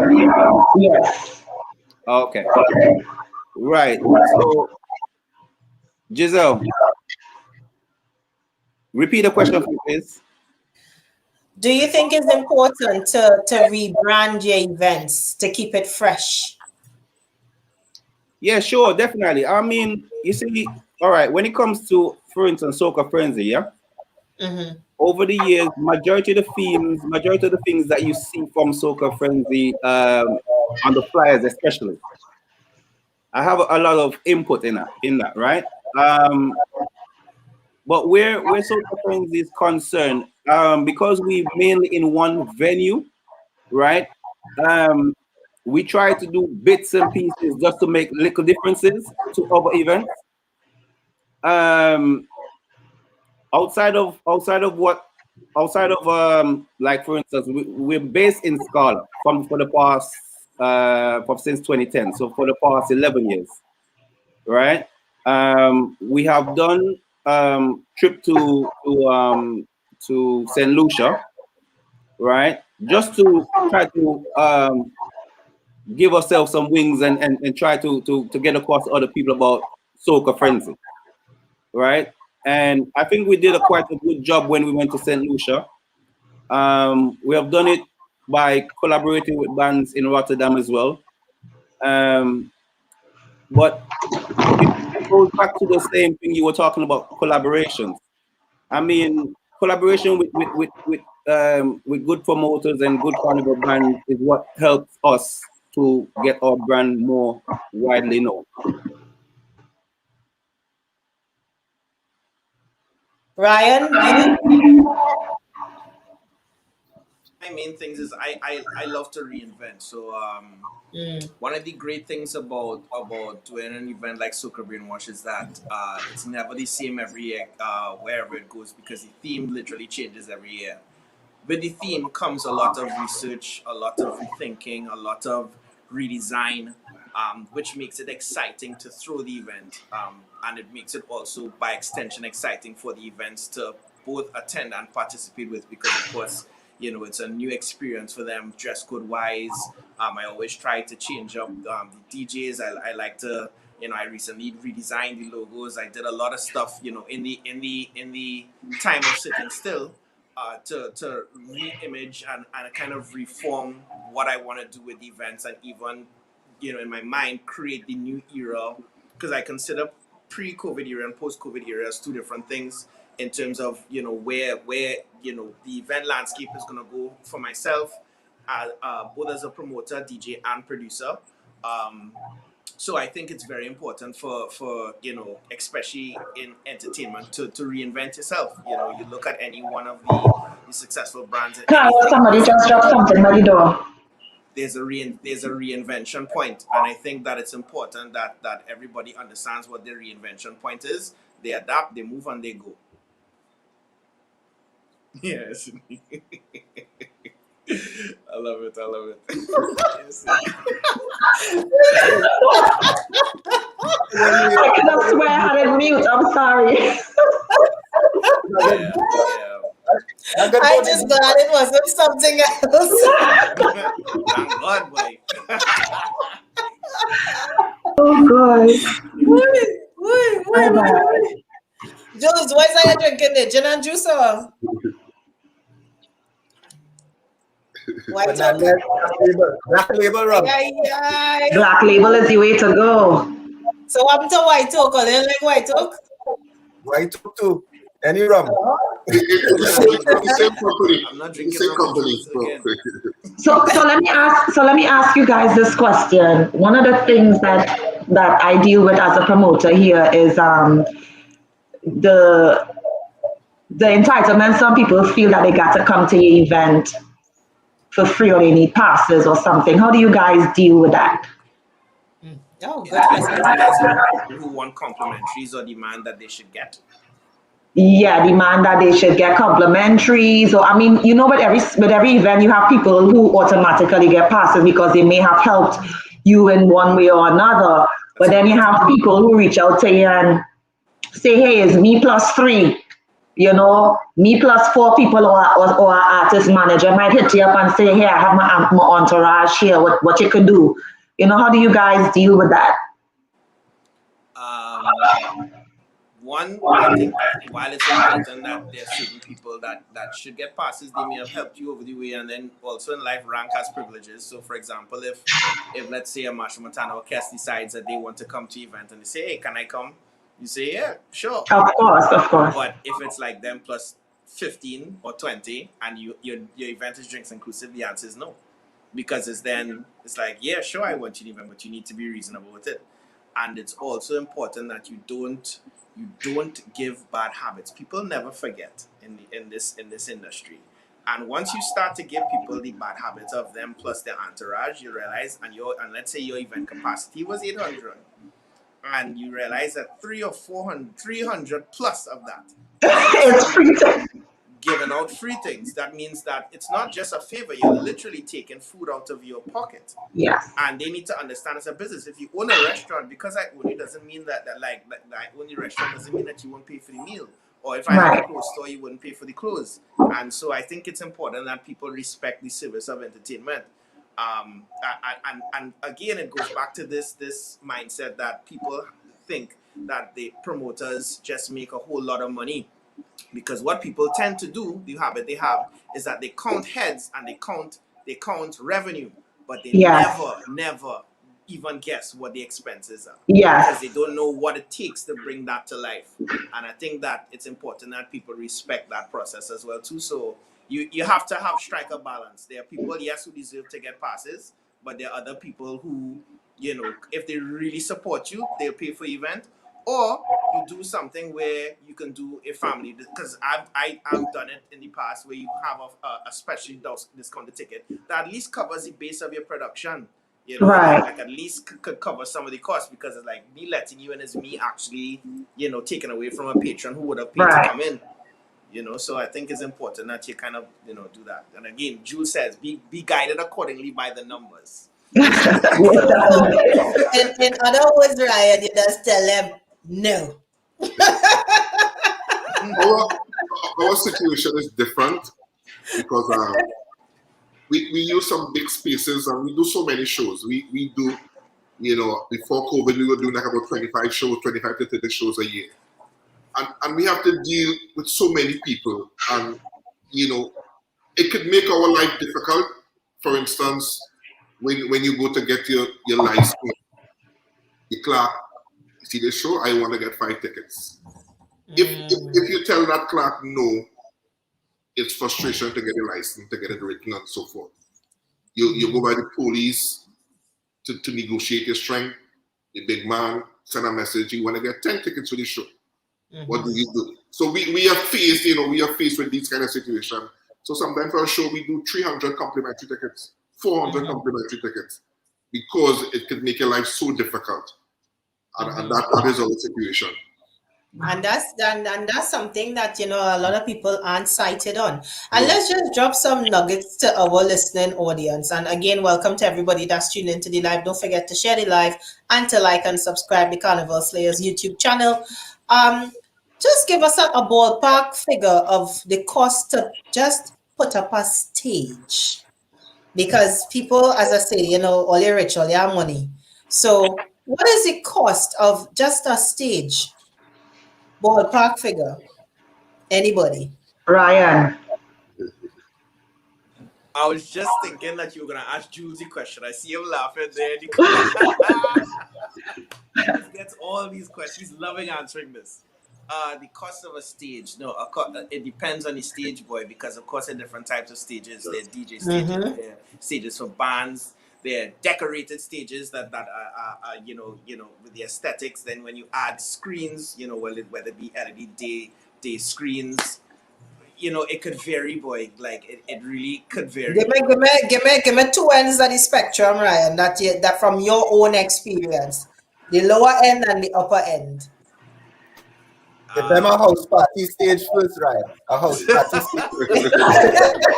House party stage will be the DJ console alone. You just rent the DJ console. Not put in any frills. And so the lower end of it, what's a DJ console in, I'm trying to think what's a DJ console in Trinidad now, Jules, boy?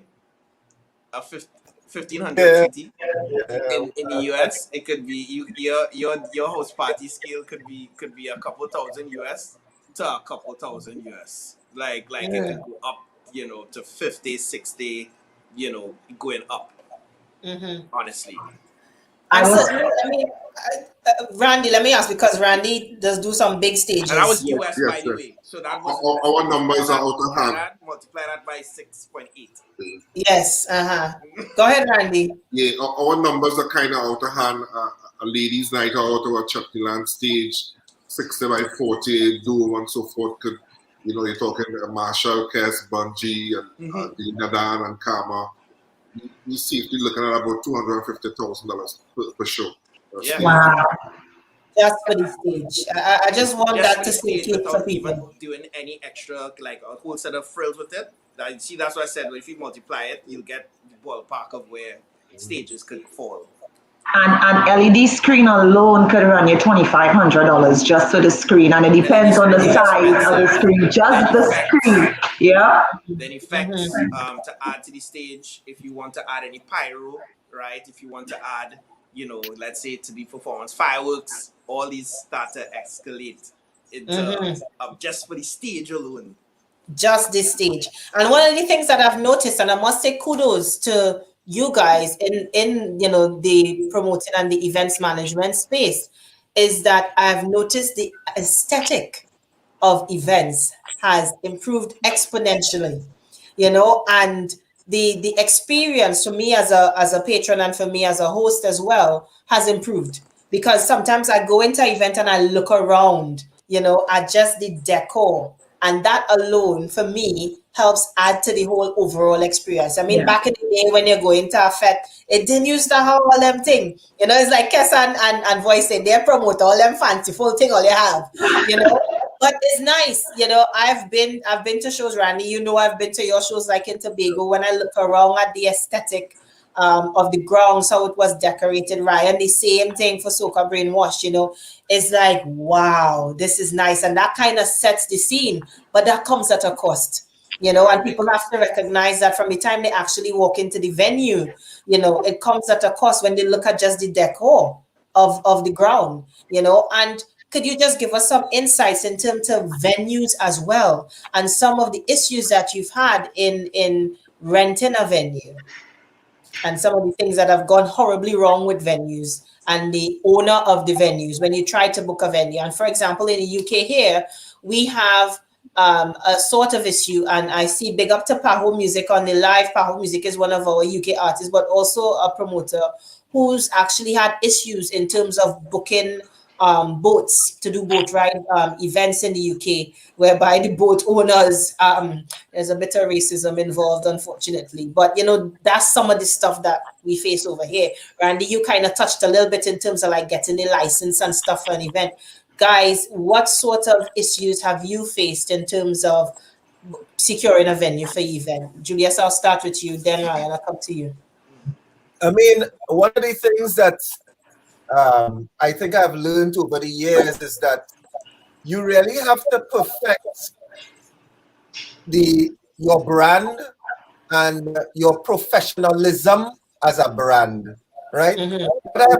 What I've noticed is like when I was first starting out to go in the New York or the Miami, for example, I always needed somebody to be almost like the middleman between myself and the actual venue owner, right? Because I'm coming from the Caribbean. I don't know if I'm considered third world.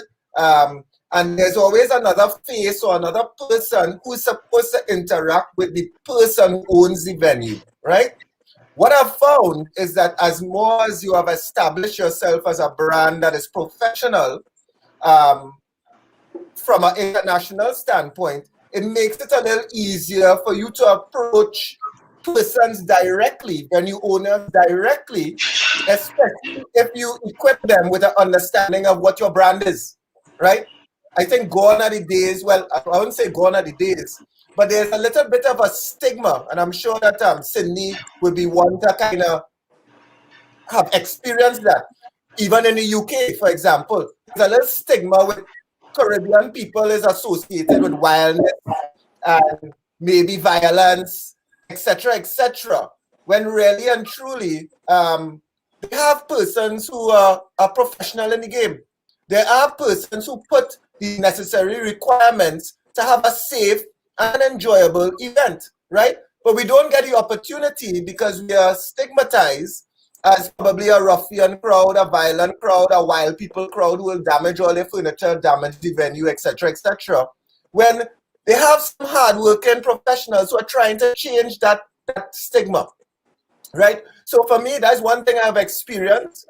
Again, show and prove. Rome wasn't built in a day. You really have to be working in such a way that this is my purpose. My passion has now converted into a purpose where I'm going to be recognized as a global brand, a professional brand that is involved in specialized event production and event management, right? So again, Giselle, even for, just to sum it up here, I mean, as I always say this, Ryan will know this and Randy will know this. I don't want to be called a promoter. I want, when we're traveling and they have occupation, I am putting event professional, event manager, event specialist, event strategist. Because if I don't think highly of myself, who are other people to think highly of me? And for me, one of the stigmas is that if I am just wanting to be a promoter, and it comes like Don King, I promote a fight because it's for money.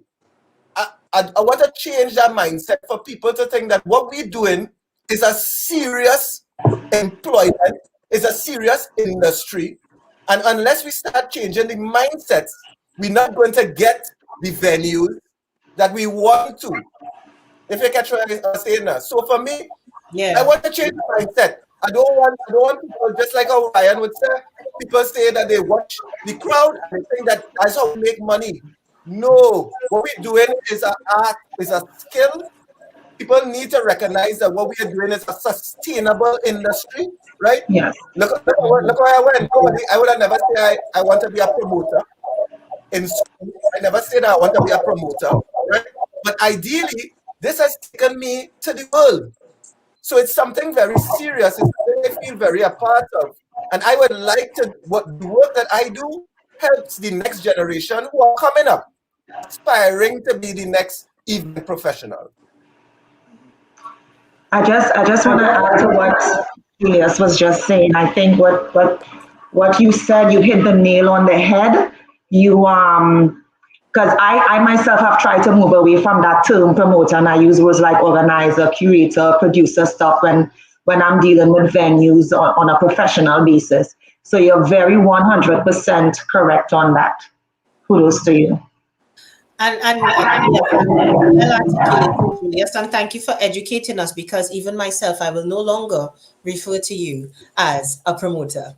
Put some respect on Jules' name, please. Put some respect in my boots. You understand? The commander-in-chief has there's something spoken. that has to be said about the venue thing, because it's something I actually put on social media up to last year, and I was actually involved with one of them, but in an indirect way.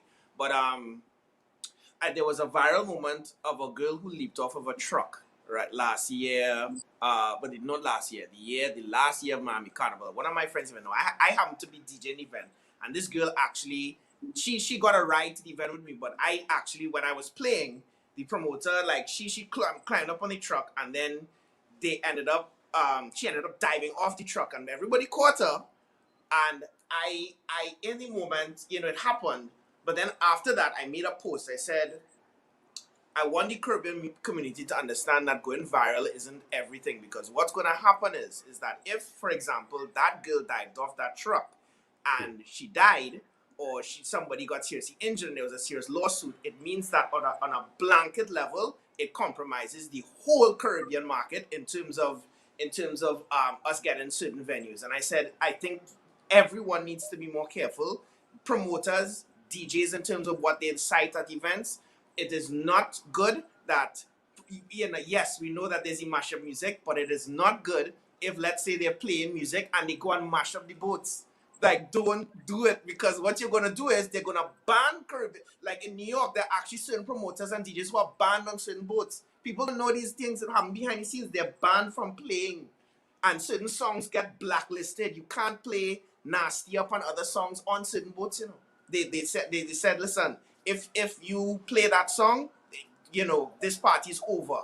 That's it. You cut, because ting turn up. Ting turn up, both people don't know how to control it. So in the hunt for the viral and the most energy, we end up doing reckless stuff. And then where do we go? We then end up, then everyone complains that, but you'll only put us in parking lots and you'll only put us in these events, because we've basically been excluded from other things. So in terms of curating events, it's also important to also tell you, because I tell the DJs, do not tell the people to mash up the venue. Mm-hmm. I actually put that in the because like you do that, like we have a problem. You get book again. That's it. Because it's like, don't do that, because then you're going to know what's going to happen. The venue will say, my crowd now mash up the whole place, and now we can, nobody, not even just me, nobody from the Caribbean can get venues again, because it's like, you're supposed to be the pillar of events, but yet still you have these people come destroy my whole venue. Well, that's what happened. That's what happened. We went, I can't remember which venue it was. I think it was Lion Civic Center. Was the place wrong in Savannah by Jimpe Complex? Lions. It's Lions, isn't it? Lions down there. Mm-hmm. Guardian had the fete there. That's the year when Mr. Killer sang Pick Up Something. Oh gosh, yeah. And it had Bricker Branch. Watch now, they mash up the people place, They literally mash up the people place when they say pick up something and break a bunch. All the trees, you know. I think that's I some can band. tell you. Ain't you know Guardian get banned the next year not to have no fete inside it? No, I can tell you behind the scenes story with Soca Brainwash that same year. It was the year we did the 70s. I have never in my life told the DJs not to play a song ever. They can play whatever they want before whatever because you know it's. But I had one request. I said, "Do not play Mr. Killer," right? And I said that because I said I will play Mr. Killer, but there was a reason. I said because you know Brainwash has decor all over the place. I literally had to prep. So I was like, I'm getting to the power soca, and while I'm playing, I was like, yeah, I'm gonna play it in a couple of minutes. We literally had to put security and stuff around the stuff that was at the party. He said the song will play, but it'll play when we know we could secure so that, and then when they got the signal, all right, Ryan, everything is secured then, because you know what people were gonna do, because whole season was happening, they were gonna rip apart everything. Yeah. And of course. things that stake down, and then a stake comes up, and then that becomes a weapon now, and then somebody comes and gets injured. Listen. High pressure. And an insurance problem waiting to happen, and so that is why you know we have to manage those things. Even when I heard break a branch, I thought about it. I'm like, boy, it's all fun until it's not. It's all fun until it's gone. Exactly. I love it. Yeah, exactly. Wasn't gone. Everything gone. And as Ryan Which say, nicely to another point. We're coming down to the last 10 minutes of the show, and I cannot let you guys leave without asking you your opinion about the state of soca music in terms of the quality of the music that is being generated. What are your thoughts? Do you think that soca music is being elevated? Is it stagnant in terms of the quality that's coming out? And also, I mean, we did a show recently around zest music, you know, and you know, I just have to be devil's advocate. I can't have all you here and not ask all you what all you think about zest music, and if you would promote an event, a zest event. Oh God, look pressure now. let me tell you, yeah. So we might go over by a few minutes with that one, but I have to touch on everybody. I want to get everybody's opinion on the state of soca music, the level of soca music. Do you think it has elevated? Do you think that the artists are up in their game? And what you would like to see artists do to up their game? Because I think, you know, artists really need to do so. And would you promote a zest event? Cindy, I will start with you because you in my corner here. So Cindy, Tiny, Julius, this is how I seen all this. So Cindy, Tiny, Julius, Ryan, Matches, and then Randy. Yeah, I have somebody I have to go let in the building. So I was gonna say I wanted to answer, but I'll let the ladies go first. I'll just tell them to wait because I have a Okay. All right. So first of all, I love zest music. I think they are artists just like any other artist, and they're singing or writing from their experience, the truth that they live. I mean, I just love it. I was stuck in Trinidad last year for like 6 months. And as soon as I got home, the very first event I did was a pop-up zest because I spent Carnival 2020 and I didn't go to the traditional Juve. I went to Brazil for their Juve. And let me tell you, it was thousands of people. And when they start to sing that Princess Vanya and all of them, if you see a girl, I didn't know that I love zest music like that. So I had a very successful pop-up zest event when I came back here in November. And let me tell you, it was nice. I love zest. I just think that they're artists and they gotta eat like everybody else. People talk about, oh, it's violence and all that. But back in the 90s and 80s, you know, they used to talk about murdering people in reggae and rap and all those things that we listen to. So why not? In terms of soca music, I think soca music is heading in a positive direction. I love this new type of soca soul R&B that they have going on now. Private Ryan, I love you. Oh, your rhythm, your latest rhythm. Oh my God, I'm in love with it. I love every single song on that rhythm. So I think it's really heading in a positive direction. Thank you, Tiny. For me, I definitely think that soca music is elevating. I think it's definitely changing, and I want to almost say becoming more appealing to those who maybe don't usually listen to soca. And this side of it is a little bit off topic, but I just feel like when it comes to events that aren't maybe typical soca events, let's say if it's maybe like a a dance hall bashment rave or something, and let's say there's one DJ that they've got who just has to play like a small section of soca. What I don't like is when they start going, right, I'm gonna play the baddest soca for this year and whatever, and they start playing Palance or something like that. And I'm thinking, why? Because people outside of the culture, all they think about when you say soca is pond music, but going back years. You see what I'm saying? So I'm just thinking, like, if you're going to play soca in a party for people who do not normally listen to soca, please play something current and play something that's going to be more appealing to them in terms of like what is being played now.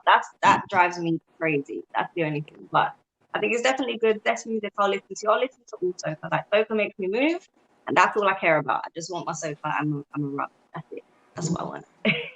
So no Palance and no hot. No, please, no. Let's stick to, you know, you could even go back 2018, 2019, 2020, 2021. Please. I've been to a party and heard the DJ say, I'm going to play the baddest soca right now. And I got excited. I was thinking, right, cool. And it was like, no, don't play Talent.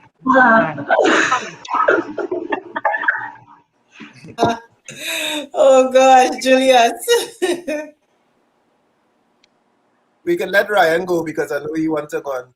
Yeah, I have to, Yeah, have right. to deliver something before they, curfew's coming. That's what I was telling you before.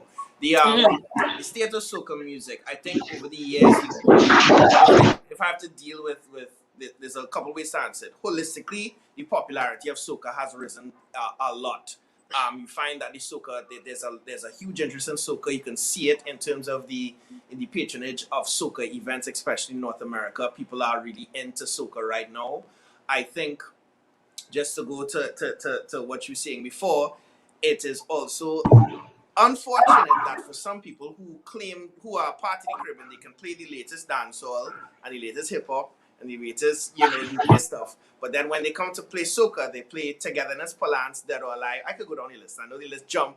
Those songs were from 2001 and 2010, and there's been so much that they can play and introduce, but I think it's a matter of being lazy. And there's no excuse for that, because it's like you're doing it with every other genre. You should give respect to soca music. In terms of where it's going, and like even what I'm even trying to do with it is to bring this universal spin on it. So like a lot of the rhythms that I did this year actually are very broad based, and they speak about carnival, but they don't at the same time. So it's not isolated to a season. It's not saying that you have to, let's say, be on the road or behind a truck or anything like that. It's music you could sit back, listen to, and be like, wow, I really like this. And I think that there's a lot of energy like that going on. No, I haven't heard what other producers and artists have been working on, because I know the pandemic affected everybody in different ways. But I do think it's evolving. I think the Zest music, I think what happened, just to go to the Zest part of it, the Zest was created because of the barriers to soca, the hierarchy that exists, which especially Carnival being a condensed season, it allowed for the known names and a lot of people to have the spotlight at that time. And when you talk to these artists, you realize that they were actually trying to get into soca, but they didn't get a chance to penetrate. They created their own voice, and that is what happened. And the voice of the streets is what, it propels the Zest. And the downside of that is that a lot of them, they're singing, what they see. And what they see sometimes is, of course, the things that people are talking about, the guns, the sex, and that is what kind of did it. It would be hypocritical of any one of us, especially going just to what Sini said, and I'm sure what Jules would say. We grew up on Bounty Killer and Shabba and Vibes Cartel and all these people that we enjoy their music, and they're singing about guns and sex and these things as well. However, what dancehall did is balanced it, because what dancehall has is that as much as they had the gun music, they had the party music, the guild music, and so where people, I think, criticized the Zest was that it was very one-dimensional, and so they weren't evolving. And the other thing that kind of hindered the Zest, in a sense, is that the two leaders of that movement then unfortunately passed. K-Lion and Rebel 6 were the two that were going to, they were the ones, I think, that were going to take it to real mainstream because of how they were able to deliver. And I think that just the artists that are coming up, whether it be soca or the dancehall, is just whatever you want to call it, they don't put themselves in a box, challenge themselves to sing a lot of different things. There's so many different topics, ways of delivering, in rhythms that they can jump on that are not sounding the same. There's a lot that could be done for the music, and it comes from for the producers, the DJs, the artists. It's just like a holistic thing to make everything go forward and then be really awesome for the world, because I think our music deserves a lot of respect on the world stage, just like Afrobeat, dancehall, and everything else. Yeah, excellent. Well said. Rush off, Ryan. Yeah, sorry. Obviously, Sorry, guys. I have to go and get this back in. sincerely, thank you so much for agreeing to be part of this panel and sharing your experiences and your knowledge tonight. Before you go, I want to play a little tribute to No, Ryan. we're not going. Only Ryan going. Before Ryan go. Before Ryan go. But I wanted to just to say to Ryan, are there any events coming up in the UK or otherwise that you just want to mention on the platform before you go as well? And then Randy, you could say what you want to say to Well, I would say big respect to Jules' event. Like I unfortunately was not in Carnival, but of course we talked about collaboration. I'm not collaborating with him on event, but I will give respect to him. He's going on a new endeavor in the UK, and I think that people should support him. As somebody who's coming out of Trinidad and Tobago, full love and respect to Jules. Respect to Jules and support to Jules and his team for putting together something over there. I'm flying the flag. I will be focusing on North America in terms of my events this year. Okay. At the time because I didn't get a chance because everything was so uncertain, and with travel and all those things, I didn't get a chance to put together what I would have done with Soca Starter and those things. But I'll be doing Soca Brainwash in New York, Soca Brainwash in Miami, and I'll also be doing my birthday event. Yes. My first US performance is going to be at Soca Brainwash, New York. So that is where I'm going to be putting my energies and making sure I put on a show that the Caribbean could be proud of. Oh, good. When is that, Ryan? That will be on September 4th, Labor Day Saturday at Brooklyn Mirage. 3 stages nice.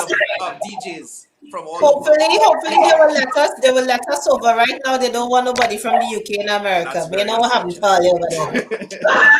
They don't want we. That is unfortunate. That's unfortunate. But yeah, no, all the best for all your events. And again, sincere thanks for coming on the show. Randy, what you wanted to say? Where the Soca is concerned, I want to pay tribute to Ryan. I mean, Ryan but everything he have touched in terms of producing where Soca is concerned became a major hit. And I want to encourage him to do more. And I just wishing for the Soca industry, we could find like about 3 more guys like Ryan. I know Jules started and probably he will step up soon. But we need a Soca private Ryan in probably Barbados and somewhere else to produce the quality and the style of music they're doing. And I think surely the whole world will listen. But Ryan, I want to thank you as a promoter, and continue the good work. And trust me, I've been working like right before this, literally I was working on one, and I'm trying to work with a lot of different people. Like I didn't stay still. Like I may not have released them, but like there's a lot of music that I've been working on, world Soca fusion, that I'm really excited to share very soon. It's coming from the end of this month onwards. A lot of stuff with a lot of different artists, young and established as well too. So Ryan, have you and bring to life new female artists as well too, because I want to make sure that all the women that's all we want. That's all we want. Official Ray, I love her, Ryan. Right, so Good job with her, I love her. Yeah. Melly Ray's another one. Yeah. Looking at stuff from Melly Rose, a lot of different people. We're gonna try and bring to life a lot of females and give them really solid hits as well too. Yeah. Well done. Thanks to everybody. Thank you so much, Ryan. Thank you once again. Much appreciated. Bye. So, Randy, you give your 2 cents on the question and then matches. So, Soca music and would you promote as this event? Yeah, this Soca music is in a good space, I think. I think, in an era, if you look back, I don't think, when Marshall was at his peak, things was happening. And because, the economies were different. But I think presently, the Soca music is in a good space. And it will only get stronger. You could look at world scenarios where Essence Music Festival, West Orchestra be part of one of their shows. You have The Voice is presently getting ready to do an American tour. Patrice is doing her thing. And the music is sounding sweeter thanks to people like Ryan and other producers. So I know we're in a good space. Where the Zest is concerned, surely, you know, we have been approached to do something big with the Zest, and we wouldn't announce it now, but coming out of COVID, expect a big event with the Zest music. All right, I'm flying down for that. Yes. I think we all would be flying down for that I'm flying. Matches? Yes, where Soca is concerned, I think Soca has been getting better and better each year. What I find is the topics are getting even better. My what you call pet peeve. My pet peeve with Soca before was that it's the topics were just mainly about jump and wave and carnival. You know what I mean? So I'm just happy that the topics are being explored. More topics have been explored. I also would like a lot of the artists them as well to just remember it's not only about carnival, because we play events every month and we want to hear fresh soca every month. So it's don't focus on carnival only, right? Regarding Zest, I love Zest beats. It's not really as hard hitting here yet, so I'm not sure about putting on a Zest event just yet, but it's coming through. Cool. And just finally to say in terms of, what was I gonna say with soca music? I can't remember now. Oh gosh, it slipped my mind what I was gonna say. I can't remember. Having a moment, guys. I was having a moment. Trust me, I had one earlier. I'm having a moment. It came into my mind the question I was going to ask, but nevertheless, I think, well, it's time for us to wrap up anyway. But I want to thank everybody for joining us on the live. So all of you that joined us on the live tonight, thank you so much for joining us. And of course, this wouldn't have been possible without these amazing people here on my screen. You know, I am so thankful for you guys for answering the call. I know that, you know, I mean, a lot of you, like Julius, you didn't know me. It was Randy. It was Randy who helped to make this happen, right? So, Randy, I'm beginning you up publicly because well, I can say Randy, I've known you for how long now? I always refer to him as Mr. G. It's been a few years now, isn't it, Randy? Yes, a few years well. Yes, it's been a few years well, you know, so he has helped me getting in touch with you guys. And Julius, thank you so much for answering the call. You know, Cindy, you and I, you know, girlfriend, we got some work to do. So thank you for answering the call. Thank you, Matches. And of course, thank you to Ryan. Unfortunately, we didn't get to have our two other guys on tonight from Mingle and from New York, Jason Ben. I think Jason kind of got his timings a little bit mixed up. But nevertheless, it was an absolute entertaining show. I hope that, you know, all our listeners have gained some insights into the whole event management industry and what it takes and some of the things that you face. You know, it's really great you sharing the knowledge. And that's why we wanted to do this show, and it was so important for us to do this. Do you have any parting words, Cindy? Any events that you want to talk about? If we'll go around the screen for any of your events coming up. Well, look for Bonami Miami Carnival Wednesday, October 6th. We have Nadia Batson performing live and also Ding Dong, Viking Ding Dong performing and DJing live. So that will be a vibe. See you all here, Miami Carnival Wednesday.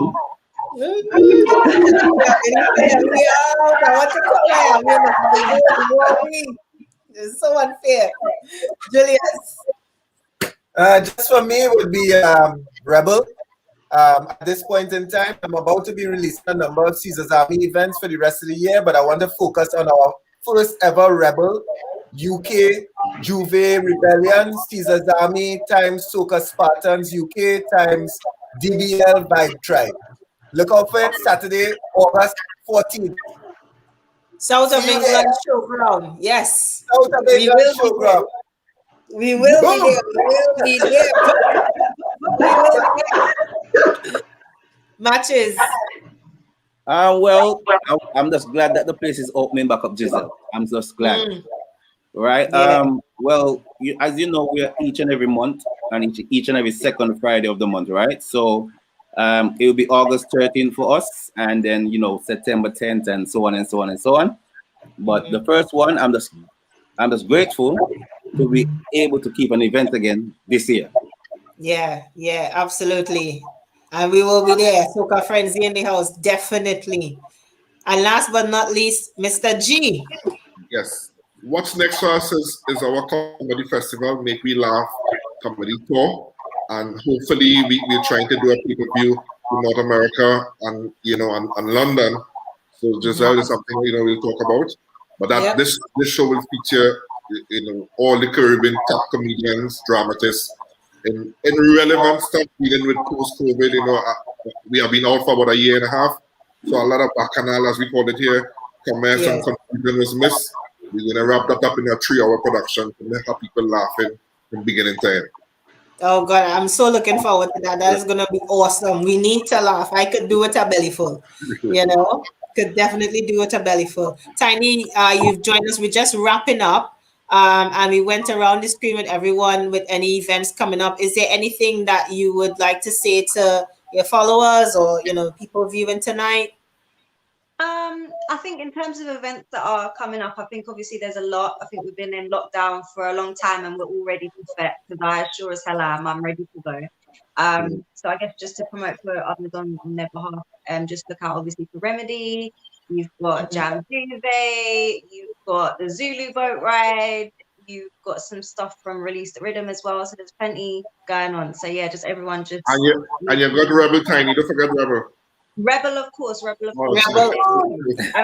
set as well. I'm all over the place. So make sure you enjoy yourself once we get our freedom back. Absolutely. And just for me, everybody, again this year I will be taking over your screens and in live for Notting Hill Carnival weekend as one of your hosts for the main stages at Notting Hill Carnival. So that's something to look forward to because there's lots happening on that weekend. But again, I will be hosting the events for Notting Hill Carnival. And also just to say, if you're looking for a costume or any fet wear, link me up. Link me up. Thank you once again to everyone. Don't forget to share this video. It will be posted on the Carnival Players YouTube site so that you can view it. Tell your friend to tell a friend to tell a friend. We know that a lot of people tend to catch the show afterwards. This is a show that you don't want other people to miss out on. It's been absolutely amazing. So make sure you tell someone, you share it.